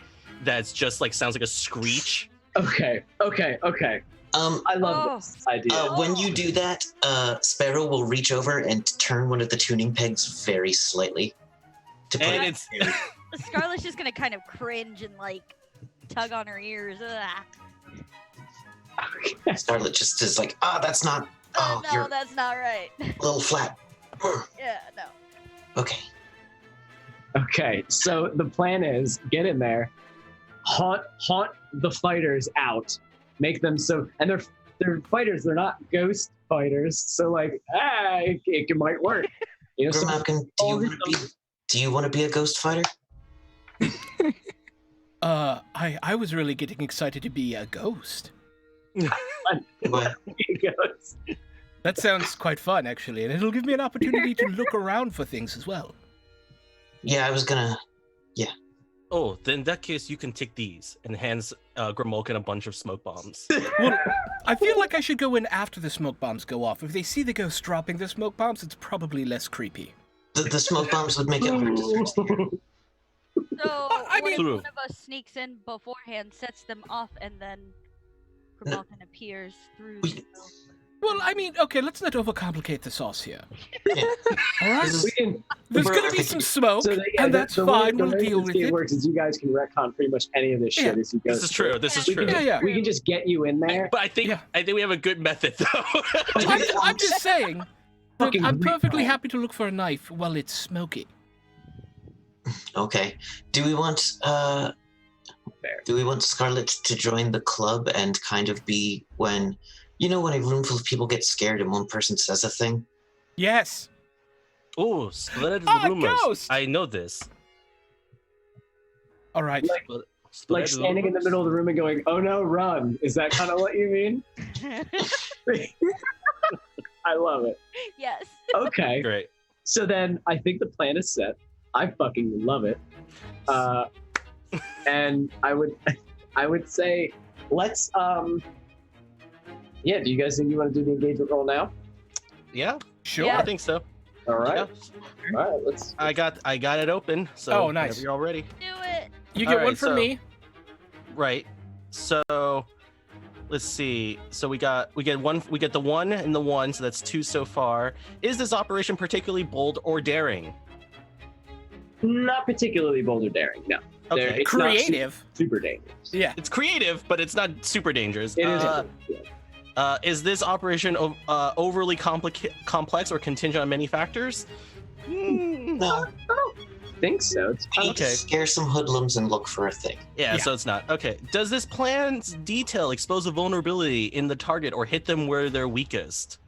I would say yeah, because it's Yeah. spooky ghosts, and they're Okay. not they're fighters, so they're like Also remember, ghosts in this world, not really fucking something to fuck with. They eat you, like they literally rip your throat out. So Right. So I don't think we lose dice for this one, but the question is the target strongest against this approach, which is us trying to deceive them and make them believe they're No, being haunted? if you went in to fight them and we're like, get out of here, that's what they're strongest at. Okay.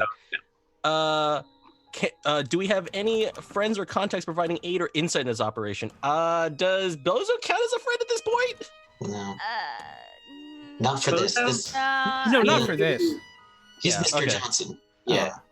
Okay. yeah. Yeah. Okay. And no, are there any enemies or rivals interfering in this? Absolutely not. This is Okay. clean and easy, guys. So far we got No 3. Is there any any- other elements that you want to consider, GM? Yes, there is something about the house that you don't know. Okay. So Yeah. so Find we does out. going that to take away lose a a dice die from for us, that? or does that give us a dice? That takes away 1 dice. Okay. But don't forget, you add a dice because of Grimmalkin's ability to. Oh, and this is an What he did. infiltration, so we also get the 1. Oh right? yeah, we get Nice, one yeah. for being infiltrators. So yeah, yeah. so we're at 3. Yeah. So here we go. Essentially like a burglary, I guess, but Yeah, because infiltrate. I'm going in Yeah. the top floor. Right. So I'll start in the so just to remind everyone, we're having 3 dice for this engagement roll. Okay. You're After rolling everything it that's this been time said and because done. when I rolled it, man, did that go bad. Yeah, I'm gonna do it right now, and Okay. we'll see if it's my fault this time. Got a 5. Not bad. Okay, Bad. Not bad. all things considered.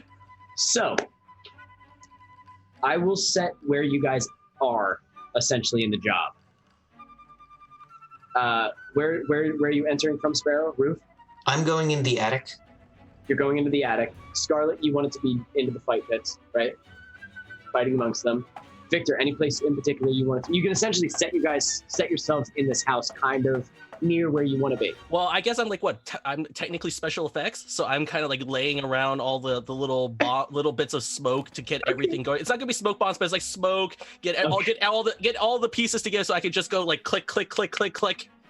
So it's sort of a cut of Sparrow sneaking in from the attic, Scarlet kind of in like probably not your full like get up. You're in your fighting outfit if you have. Yeah, no, she's wearing grungier clothes. Looser, kind of just like, all right.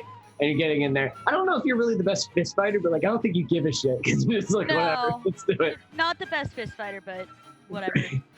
Grimulkin, where are you and what do you want to look like? I'm waiting for the smoke to come, and I will find the grimiest, dirtiest pair of suit that looks like it's been sitting in the river for the last week.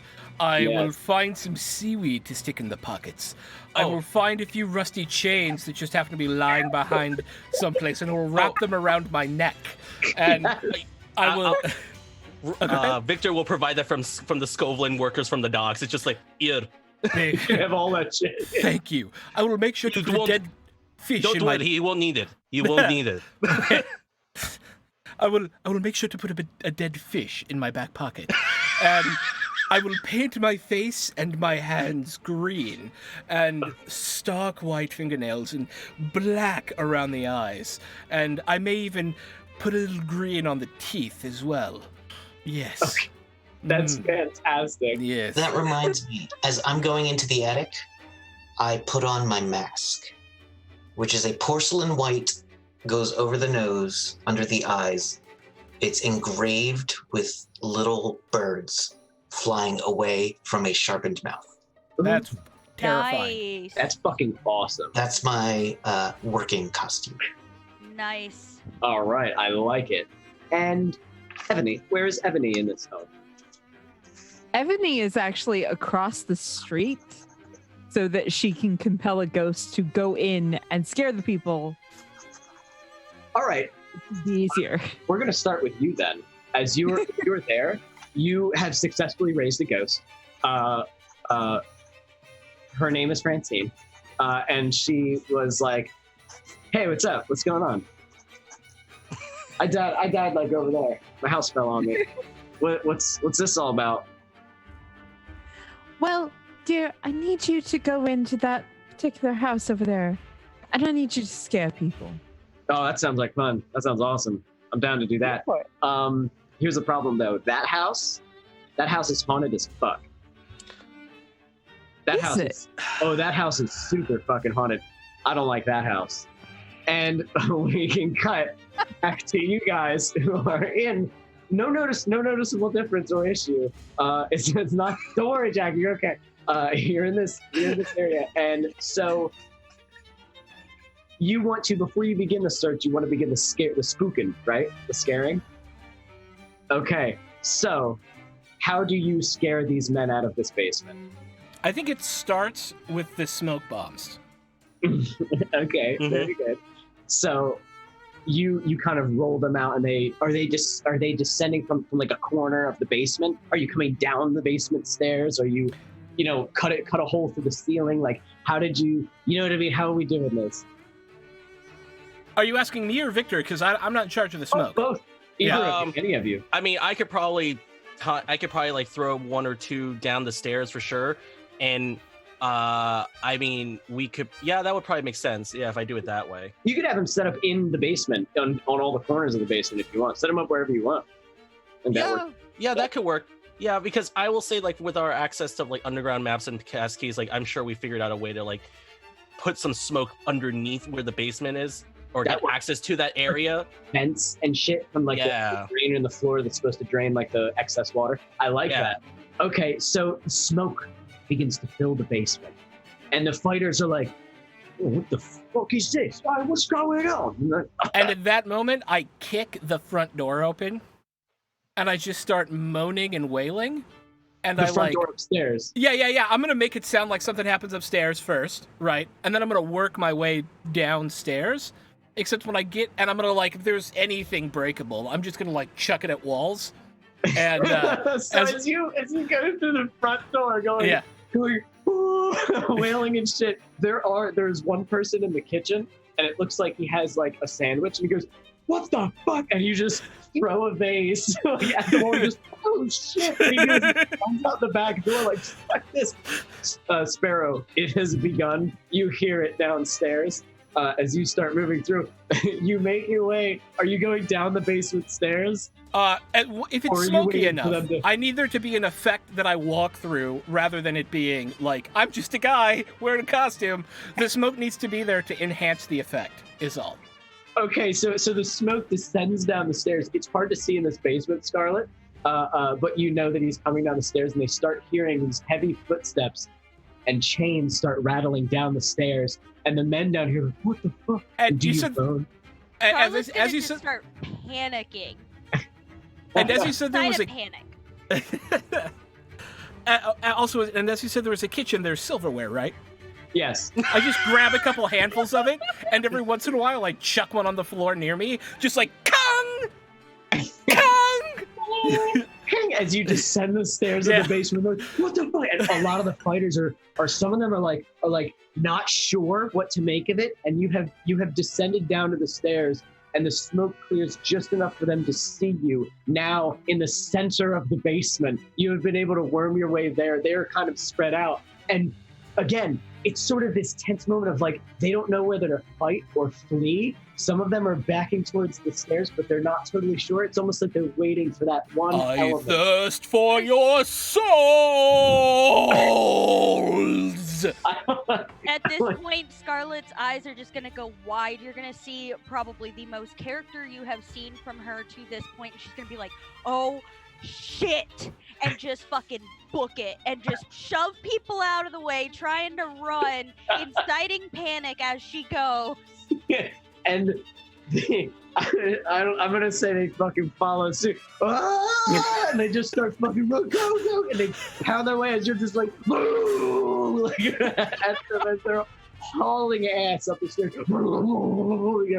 All of these big burly men and probably a few burly women just hauling ass out of this house as they start escaping in different areas. Some of them bash open their window like, cannibal ghost, cannibal ghost, cannibal ghost. So they just start running and like, fuck this, I'm going home.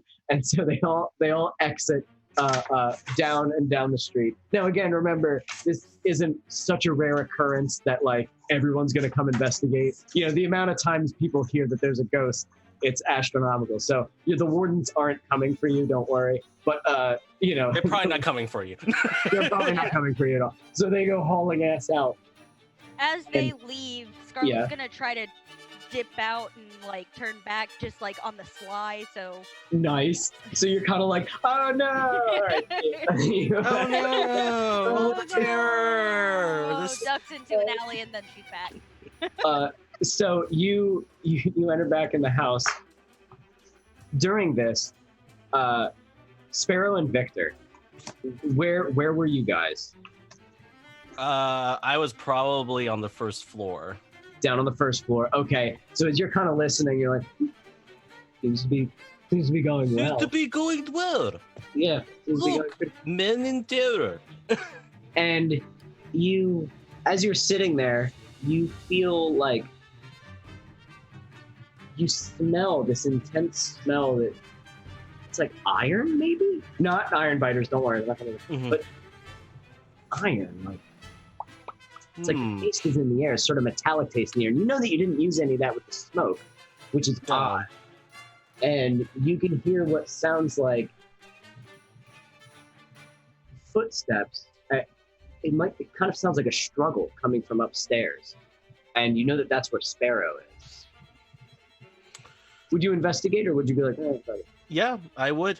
Because right. If there is a problem, I want to make sure it's resolved. Can you, though? Can you get up to the second story? Well, that's another question. What do you mean? Just walk up the stairs? Well, I climbed on the side of the building, but yeah. You're in the you're in the attic, right? You're on like the third, I guess. Like, he's Yeah. going upstairs to the second. Oh, okay. Using normal stairs, not Normal stairs, exactly. Scaling the walls. I am not scaling the wall. Yeah, that's why I was like, they're gonna scale the walls. No? So you begin to go upstairs kind of inquisitively. Sparrow, where are you at this moment? I'm looking through boxes in the attic. In the attic? Okay. So as you start kind of rifling through boxes, something falls behind you.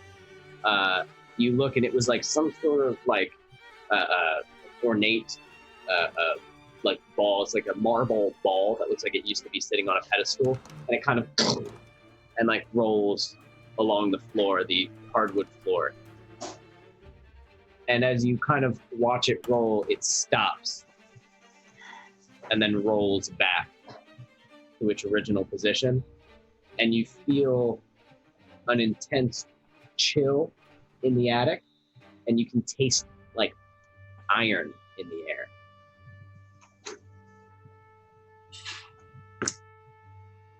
Where's the knife? And I'm gonna try to attune to the ghost field. Ooh, okay. All right. Do it up. All right. Ebony will get to you because I'm sure you're like, uh-oh. Uh-oh, guys. Do I want to mark stress or devil's bargain?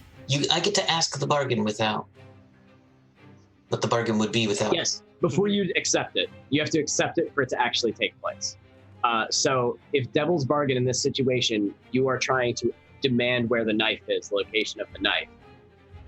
And the devil's bargain would, yes? Do you have a devil's bargain for him? The ghost has to possess Sparrow to get to the knife. I love that, actually. That's great. Oh. In order for the ghost to show you where it is, you have to let them taste that life for a little while. Oh. Don't do it. Do it. It's narratively awesome. Because And then Sparrow the- has history with ghosts. And I know Ebony's not far away. Yeah, you're not alone on this job. I trust Ebony to fix it. Okay. Yes. Okay. Does anyone know specific rules about possession in this game? Because if not, I'm going to make You'll it up. make them up. Yeah, Okay, you're get pretty ready, much here we right. go. I think I lose like once a week. I'll look up the vampire rules and I'll let you know. But okay, so I take off the mask and put it away and open myself to the ghost. So you hear no voice, but you know what the ghost wants. So you take off the mask and you feel this horrid cold, the chill of death enter your body as it peels through you, and you kind of, and Sparrow's eyes kind of roll into the back of her head. And she picks up her mask and begins to walk. Not skulking, not just walking with a purpose down the attic steps. So at this point, I'm going to say everybody is in the home. Victor is upstairs. Scarlet, you have entered. I assume Grimalkin, you're coming upstairs. Like I did it. Yay! I did the thing! Rattle. And Ebony, you have just breached the front door. Do you want that ghost to be with you? The ghost can totally still be with you. Yes. Hey, what's up? The friendliest ghost will know. Francine, what's up? How you guys doing? So you enter, you see the team standing in front. Well, you see Scarlet and Grimalkin. Okay. Boo, boo, boo, boo, boo, boo, boo, boo, boo, boo.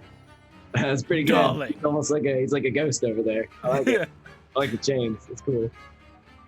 Gotta say, it was pretty convincing. Brava. Thank Brava. But there are actual ghosts in this house, and we're all in danger. So I'm sorry, we should what? get moving now. One ghost. There's one ghost in this house.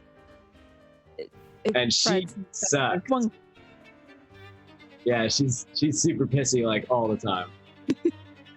All right. Is Did it- you just like hang out or? What's how do up? You know? Oh, I've tried to come in here before, and it was like, no fucking go, man. Yeah. Do they need to make saves? Because I can't be scared by a ghost, but they can. Oh, for Francine, no. For an hostile enemy ghost, I would say yeah. But for Francine's, dude, Francine's so chill. She's just chill, just hanging out. So chill. So I would say, yeah, no, she's the ghost here, like I mean, all ghosts are dangerous. You know, I could like lose my marbles and try to like pluck your eyes out and shit. But, like, she'll just do it. Right, so perhaps we should be very quick about finding this thing and getting the hell out of here. Right. So hold on a second. I think I should make a attunement roll with 1 extra dice from the Devil's Bargain to see how well I handle having the ghost. Yes, I like that. So this will be because this is, let's say you did this before the possession, right? Well, Or is maybe it this is the possession's going to happen. okay? Then it's desperate. This is how much I handle it. Okay, this is desperate and standard Okay. because she's in there now. Yeah. You know, but we'll see how. I get 2 dice on this. Okay. I got a 5. Not bad. Not bad. Here's so after Francine goes, yeah, she's dangerous, and we will cut to Sparrow as you're walking down the stairs. You kind of go into the eyes. Sparrow, you are now kind of in your own body, and you feel it's a strange sensation of just sort of this inner sort of battle where the spirit that you let itself into you is going towards the knife, knows exactly where the knife is, and is bringing you to it. Unfortunately, you know what that taste of iron is in your mouth, and it's a lot of blood. And you can almost see in this sort of like a blackness that you're in of your mind, you can see this, what looks like a figure kind of just walking ahead of you. And as you try to sort of catch up, you see that it is a small figure in like tattered clothes, red with blood, and leaving small bloody bare footprints. Not the footprints of a bear, but like bare feet prints. Yes. On the floor of your mind, and you are everywhere she walks is just ice and blood. Like it feels so cold. And we are going to cut from that to Victor. Victor, you have entered the top. Check out the beat while scrappers. What is that? What did you guys write? Check out the beat while Scrappy resolves it. Well, okay, Talking so, about Scooby-Doo again? so Crystal had said if there's a problem, he'll solve it, and then you were like, it's ice cold, baby. Yeah, I was already thinking that too. I'm glad I wasn't the only one. I was gonna write something. Yeah. Okay. So you know that you have allowed yourself to be possessed by a homicidal ghost. It Yes. wants death, and that's what it's going to that knife for. Victor, you are upstairs. And as you're upstairs, you can hear what sounds like a scuffle coming from the master bedroom. And you see not hide or hair of anybody else. Well, Victor's going to assume that possibly it could be. I mean, Victor doesn't know anything, so Victor's going to assume it could be Sparrow in a scuffle. So yeah, Victor's going to go into the room. So you open up the door, and you can see what appears to be a man on the ground, and he is pleading, and he's holding his neck, and there is just so much blood coming out of his neck and around him and on his hands and on himself. There is a bloody figure in the bed, someone who's still wrapped in sheets. Blood is soaking the mattress, and as he's sitting there begging, you don't see who he's begging to, but you see little bloody footprints walking towards him. It all so real to you. You are watching this man be murdered by some invisible person, and you see him go, oh, please. Do you want to try to help? Closed door. You close the fucking door. No, he opens. So he opens it with like this firm whoosh, and then just go. Slowly. Just as you close it, you see the man go, and like a bunch of blood just across the floor, and you're like, nope, and you just close the door. As you do, Sparrow, your body stealthily is walking past. You go right past Victor, and you can try to kind of reach out to be like, hey, like, hey, if you want to fight this. No. Okay. She's not fighting it right now. She's saving her strength for when she needs to. Okay. Your body walks directly past Victor as Victor's kind of watching this horrid thing. You see, Victor is looking at nothing. He's just looking at an old, decrepit bedroom. And you go and walk into another room. You guys downstairs, you hear nothing from upstairs. The house is quiet. And then you hear a door shut upstairs as Victor has shut it.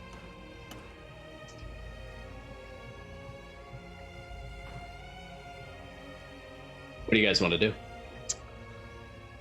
I'm looking for the knife as quickly as I can, personally. Where? What room? I'll Where, start in the kitchen because it seems obvious, and maybe they don't know. So, Grimol, can you start looking through a lot of the silverware in the kitchen? And you find a lot of steak knives, and you find a lot of knives, kind of, because a lot of it was probably stolen and sold and shit throughout the years. But nothing that matches that ivory handle inlaid with silver, with a serrated blade. Nothing that matches that exact thing. And like, it probably crosses your mind, like maybe they don't know, and I'll just give them like a shitty rusty one. But like, you kind of have a feeling that they'll probably know. Yeah. So you can't find it in the kitchen. Scarlett, where are you looking? You're muted. Yeah, I saw that. There's like 5 different bedrooms in this place. There's some rooms downstairs, rooms upstairs. It's a mansion. Yeah, I guess I'm gonna start downstairs. I guess maybe a dining room. Okay. There's like a china cabinet. So Scarlett, Grimolkin, you guys are tearing apart these rooms. No knife. Can't find it down here. Ebony, what would you like to do in this instance? I am going to ask Francine to go and look for the knife. Ooh. Okay. I mean, I guess so. Are you commanding Francine? She doesn't want to do it. Okay, you're gonna have to command Francine. So or however you attune to her, commander, because she's like super doesn't want to do it. Technically, she's still under my command. I can still. Okay, yeah, okay, that's whatever.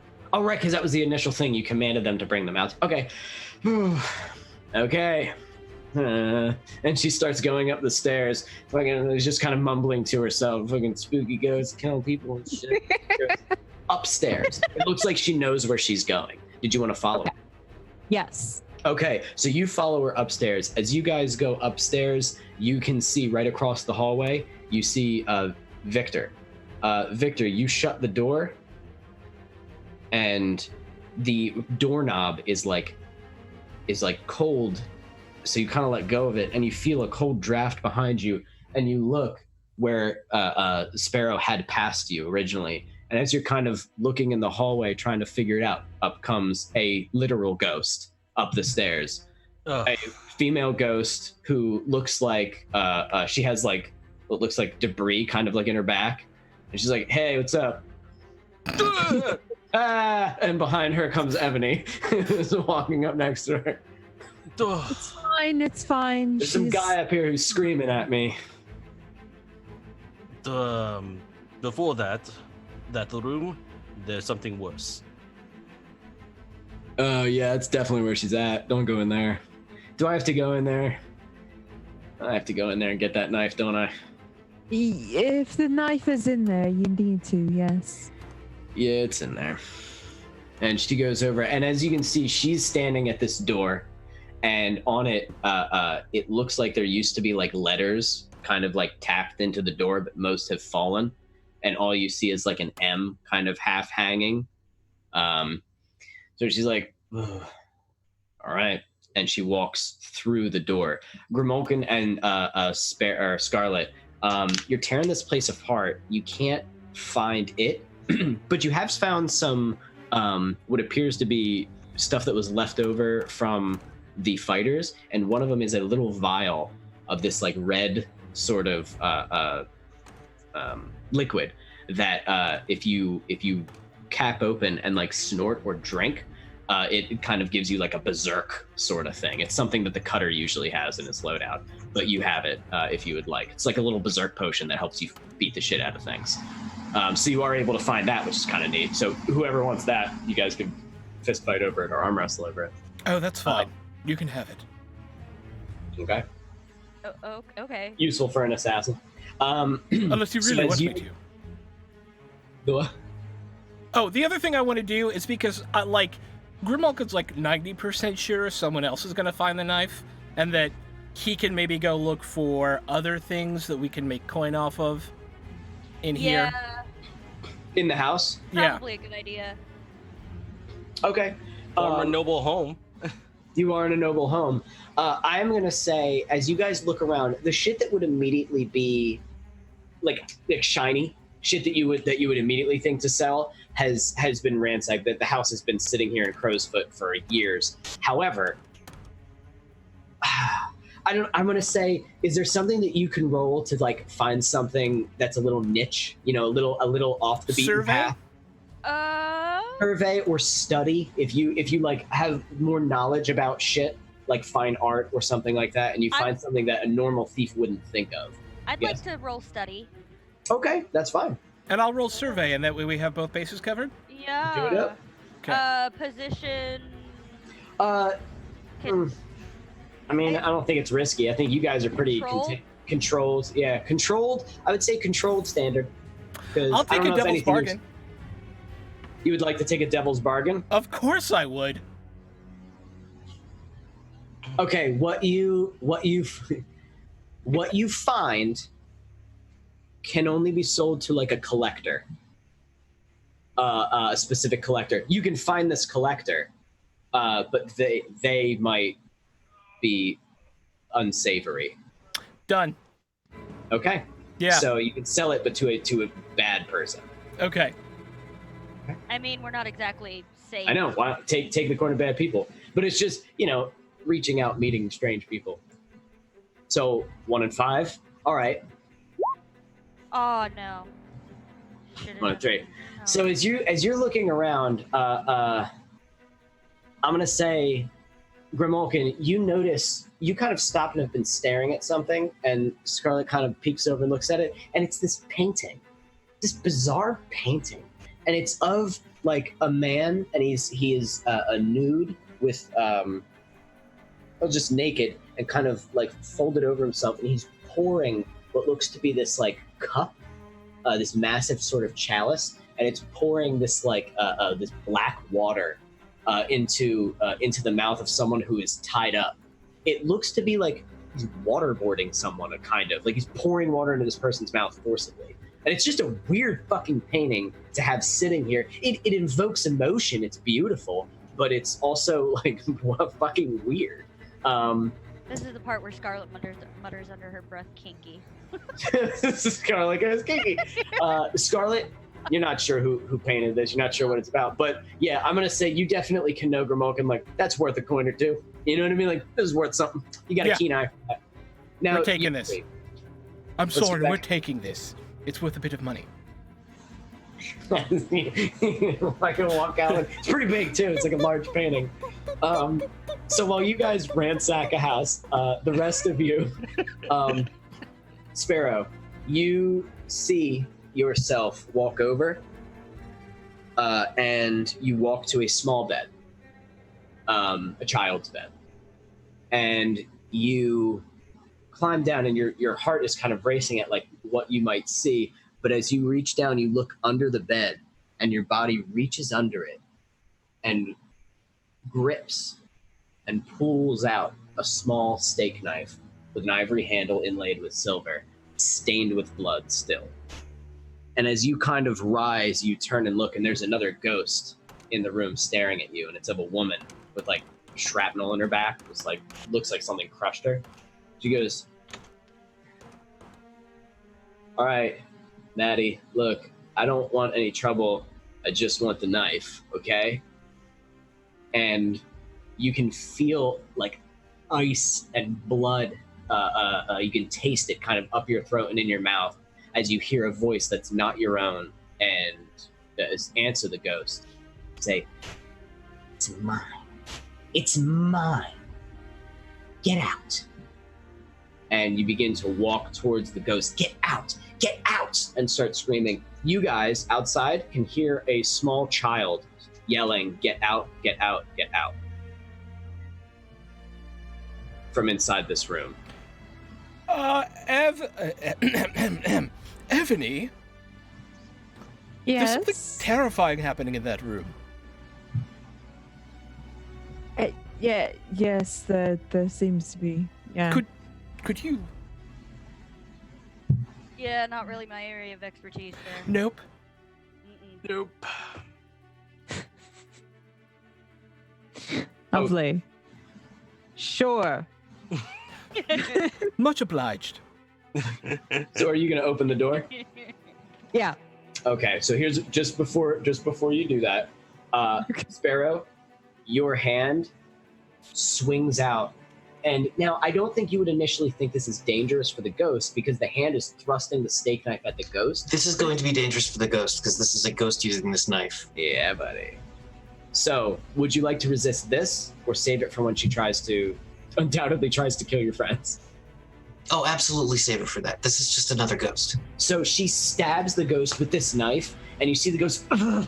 "Oh, Maddie, come on, man, I don't wanna do."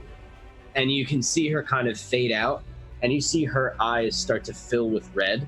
She goes, "I'm hungry, Maddie." And you see the knife pull out of the ghost's stomach, and you hear, "Then go eat." And as you go to open up the door, you open it, and you are looking into the face of an enraged Francine. As she just, super chill Francine is super enraged and wants to eat your face. What do you do? I'm going to use command on her and say, "No, not me." I will assist by throwing a vial of ectoplasm that I have. Ooh, you have a vial of ectoplasm? Where'd that come from? I love it. I have it's a limited stash. That's why I only had it for this instance. Well, this is the right time to use it. So, Can you're I gonna- assist by pulling out my Spirit Bane charm and going, "No"? Yeah. So good. All of these things that can probably, the spirit charm, the ectoplasm can probably add a dice, and you're using command. Yes. Okay.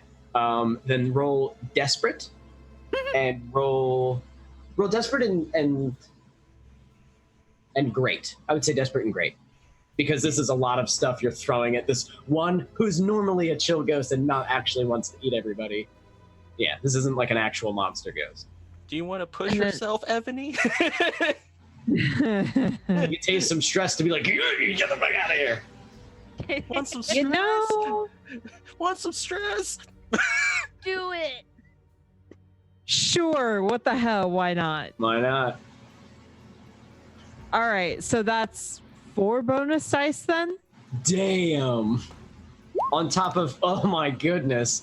Okay, so 5. I know that's rough, but you got the 5. 5 is. So how does this play out? It's gonna work. She's gonna. Help me. Okay, so as you kind of like open the door and see her from behind you, kind of, whoa, Victor's fucking on it, and he like a ninja throws this ectoplasmic goo as it smashes into her face and actually affects her. Like it gets in her eyes, and she's like, "Ah!" And as she lunges forward, you see Grimulkin's got your back too with this sort of. What does it look like, Grimulkin? I actually like to think it's this is the first time I've ever had to describe it. So, this Spirit Bane charm is probably going to be like lacquered crow's guts wrapped around an old femur or an old finger bone. Nice. I like And it. Perhaps it I love has that so much. some silver, very thin silver wire kind of interwoven through the what do they call it when the gut is dried and wrapped? That's got a name. I don't know, but I do get the image. It's not like wet and gooey. It's dry. It's almost desiccated. mummified. Desiccated. Oh yeah. Desiccated might be the right word. Yeah, desicated's I fine. like it. Yeah. So here's this nasty little thing. You know what that is, Ebony. And as she kind of lunges forward, that kind of like it sort of just makes her rethink it for a second, and that gives you enough time. And what do you say to her? No. We had a deal. You're mine to command. No one else's. No! And she pushes past all of you and hauls ass down the stair or to the foot of the stairs and just kind of like disappears. Doesn't shatter, but just. So she didn't. She's not still under your command, but she did ran away. She's no longer a danger. And now, standing in the room where she was once standing, you can see is Sparrow, mask off in hand, holding the knife that you're looking for. Her eyes rolled back into the back of her head. She is possessed.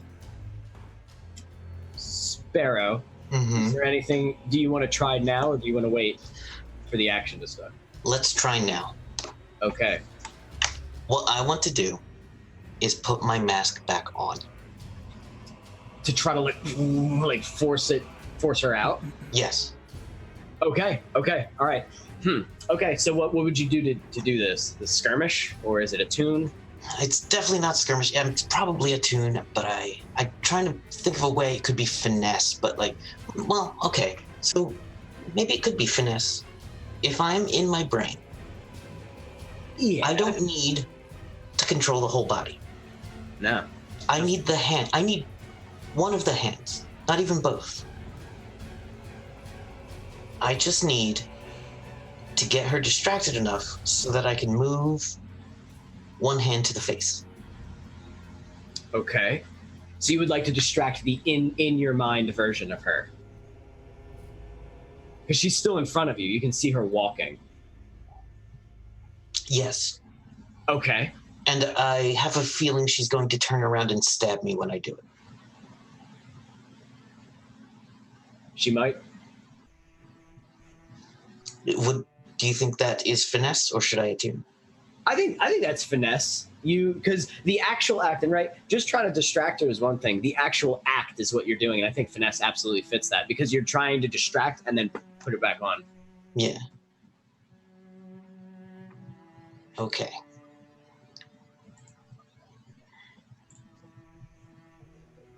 I am going to push myself. Okay. Here's the thing. Now that I have the Devil's Footsteps, when I push myself, I can choose one of the following additional benefits. Perform a feat of athletics that verges on the superhuman. Oh, yeah. Okay. This kind of applies, I think. Yeah. Forcing against this ghost who's taking you over. I'm still kind of willing to take that. If I get stabbed, I get stabbed. I think that's probably going to happen. But it's in your head, so it's not going to... But you're going to hurt. It's going to still be the... You know what I mean? Yeah. But not like physical damage. I think it's stress instead of damage as that. Because it's like psychological. Oh, God, I'd rather take the damage. But no, you know what? It's a chance, and I can try to resist it if I fail. Okay. Because we haven't tried to resist anything yet. That's physical. I don't think you can resist stress. You can resist it with resolve. Oh? But I only have a single resolve die. Let's try. All right. Would you call this risky, desperate? I would say this is desperate. I would say this is desperate, but I would also say with great effect. Great effect. I get one extra dice because I'm just trying to move a single arm while possessed. All right. 6, 4, 5, 2. Nice. So, how does this happen? Do you want me to play what happens in your head? Do you want to play what happens in your head? The way I think this goes is, since I got a 6, I don't get any negative consequences. Yep, no, you did it. So what I do is I grab her and I anticipate her stabbing me, and then I grab the mask out of her other hand and put it on my face in my mind. and the arm pulls the knife and starts looking like it's going to like stab for Ebony. Then the hand comes, and then the other hand whips the mask up and on. And as that slams onto the face, as you see Sparrow approaching you, raising hand, it almost looks like a phantom kind of limb, as strangely the other limb, more human-like, slams the mask onto her own face. And you can see her, the knife slams, you drop it, and it sticks into the ground. And you can see the other hand reaches up in an attempt to try to pry the mask off, but it's too late. And as you do, you can see Sparrow kind of writhing back and forth, like you can tell the spirit is being violently ejected from the body. And Sparrow, boom, you feel the coldness leave your body, and you feel your own feeling. You are in control now. And at this point, you have kind of fallen to your knees a little bit, but you are back. Your mask is on, secure now, nice and on there. And as you kind of look around, the knife is sitting right there. Can I do a quick flashback to something that won't have any like real effect, but cool to me? Yeah. We see Sparrow in that same position, rocking back and forth, unable to put the mask on her face while she is clearly possessed, and pushes someone off of a train. Oh. Off of a train? Yeah. So was this train outside? This train, I would say it was probably in Sevros, going very, very fast, maybe over a bridge. Yeah. Oof. Damn. But this time she succeeded. And you probably sit there for a minute, just like, ooh, didn't like that at all. But very cool. Then their Sparrow is visibly, probably you guys could probably tell a little shaken from the experience, but nobody wouldn't be. Never a chill experience being possessed. And the knife is sitting right there in front of her. And the coldness in this room is still there. It's like ice in this room. Grab it and go, grab it and go, grab it and go, grab it and go, grab it and go. Yeah, let's get the fuck out of here. Yep. Yeah. Who's grabbing it? I will. You go over it, you pick it up. Okay. Because it's that little bit of his military training. He just like instinctively just goes like grabs mission and, like lifts Sparrow up if Sparrow needs assistance. Oh, I like that. Yeah. And not like just enough to get them going, and then just Snap Sparrow out of the and run. Yeah. So I like that. Like Victor, quicker than you guys thought he could. He's deceptively fast and decisive when he needs to be, and he does so. And as you guys begin to exit, the room that you were in begins to like vibrate and shake. And as you guys kind of start like running, the entire hallway starts to like creak, and you can hear through, though she isn't materialized, you can hear this scream of pure rage and wrath kind of rip through the house. No! As you guys and Grimalkin has above his head a paintbrush and he's running out of the house as you guys all follow suit. Victor with the knife and all of you begin to exit. Did you have something you wanted to say, Crystal? Time to do a leave. Yes, time to do a leave indeed. Yeah. And as you guys exit the house, you can now see that the whole house is kind of shaking, and like little pieces of it kind of fall off, and then it stops. At least we didn't break this place. No one died! No. Yay! Don't yell that so loud. Right. Sometimes it's the little things, really. What are you holding? I'm painting. We're not getting paid for this job, so we're getting paid for this job. It's a bizarre picture. It's a gross, weird picture. It'll sell. And at that point, she takes the mask, which no one had seen before, which is sharpened like wolf fangs with birds flying out of the side. And she takes it off. Is it like it's made of bone? No, it's made of like a flat shoulder bone. Gotcha. Like the shoulder bone of a horse, carved and shaped into a flat piece. She takes it off and slides it into her pocket. I see why you call yourself Sparrow. That's only part of it. Ready? Okay. Right. Well, that was let's just go home. Yeah. Let's just go home. So with the item you have acquired with a little extra bit, you guys exit into the night. Did we want to call it there? Probably. Yeah. Probably Feels call like it a there, good and then place, we'll yeah. pick up with you, delivering it, and if you guys want to have a scene with the mimes later, we can do Mhm. that next session. Yeah. But mission accomplished. You have done the deed. So well done. Well then, I think we'll pick up next time. For now, I'm gonna leave the iron John Irons clock up there until you deliver the item, and then I will tick away how many. Because it takes away from the clock. If you guys see, there's an Irons ire clock. Yeah. That is how long it'll take for him to find and kill you, and there is one tick left on the 4 clock.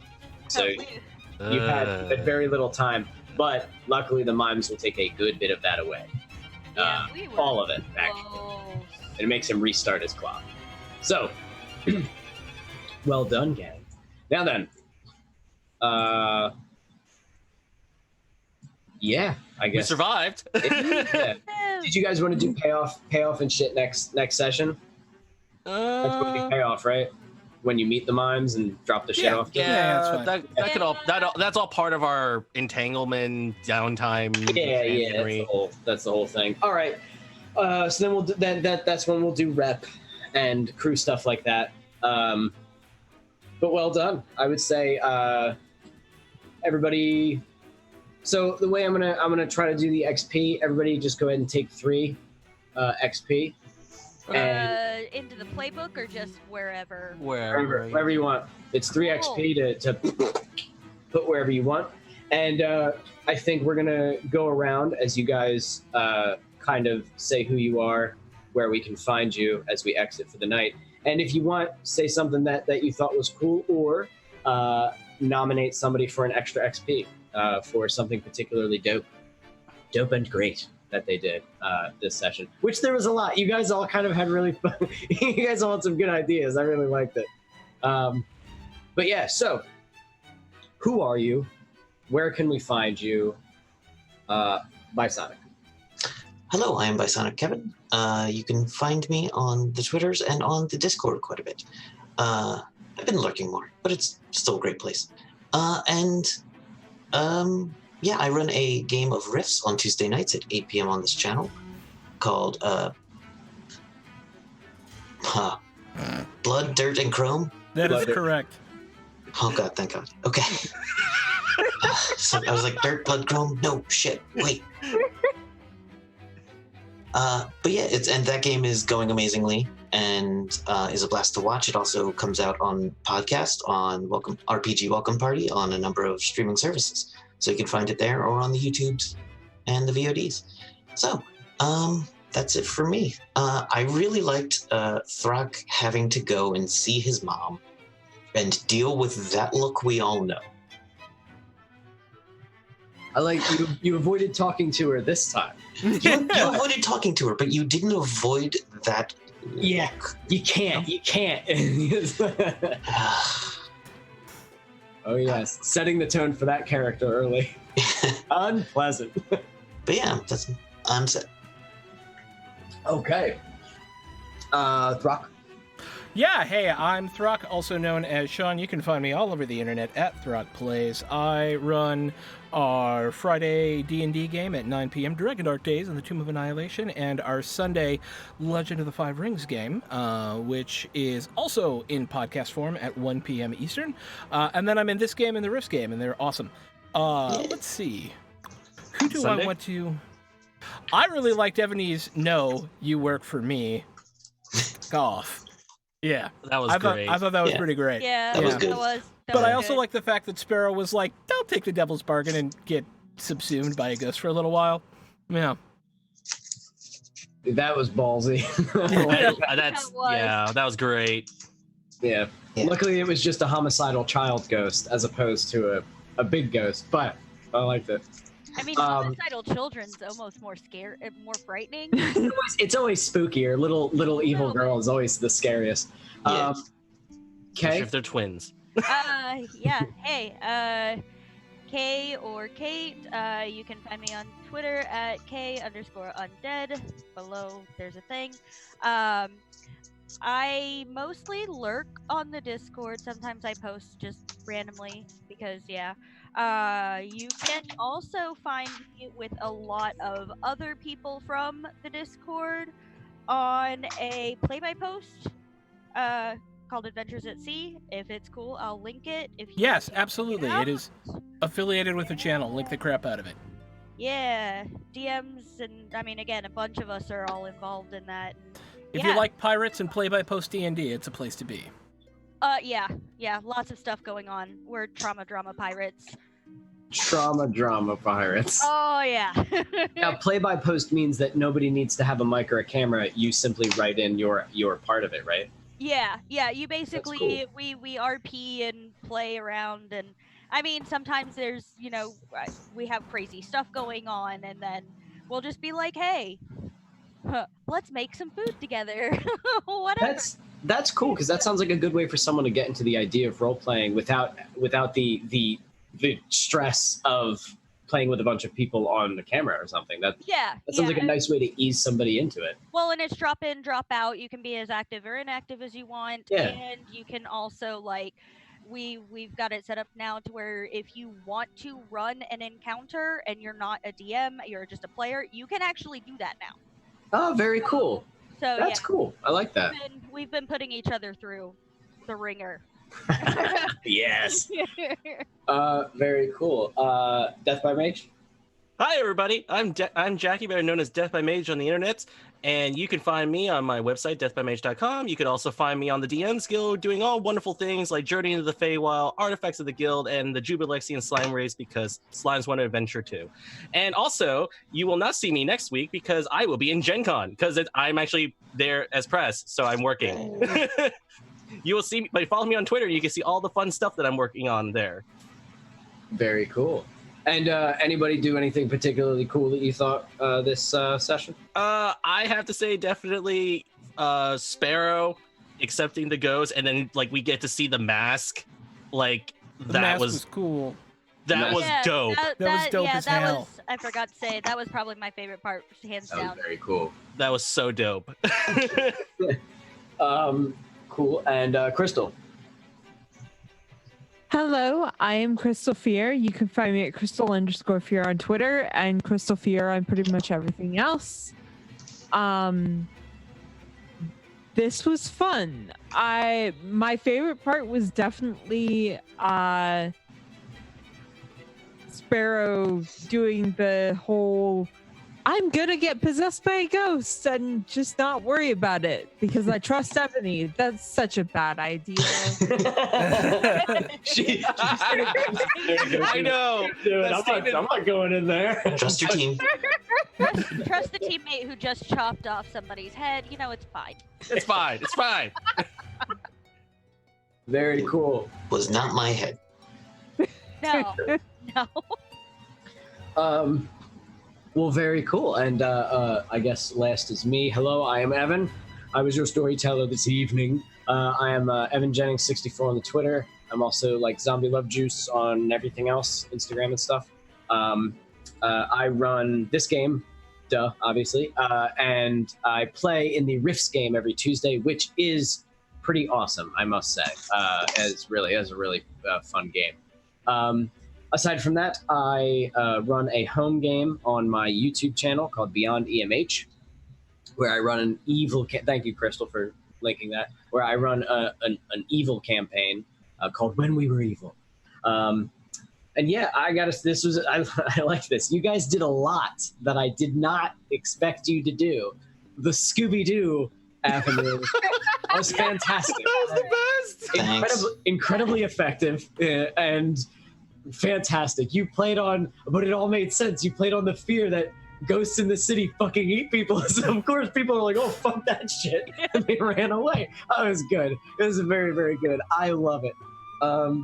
So very, very well done. And it sounds like a lot of people are leaning towards Sparrow. Sparrow, I think you should get the extra XP because that was really, we saw some backstory, which was cool.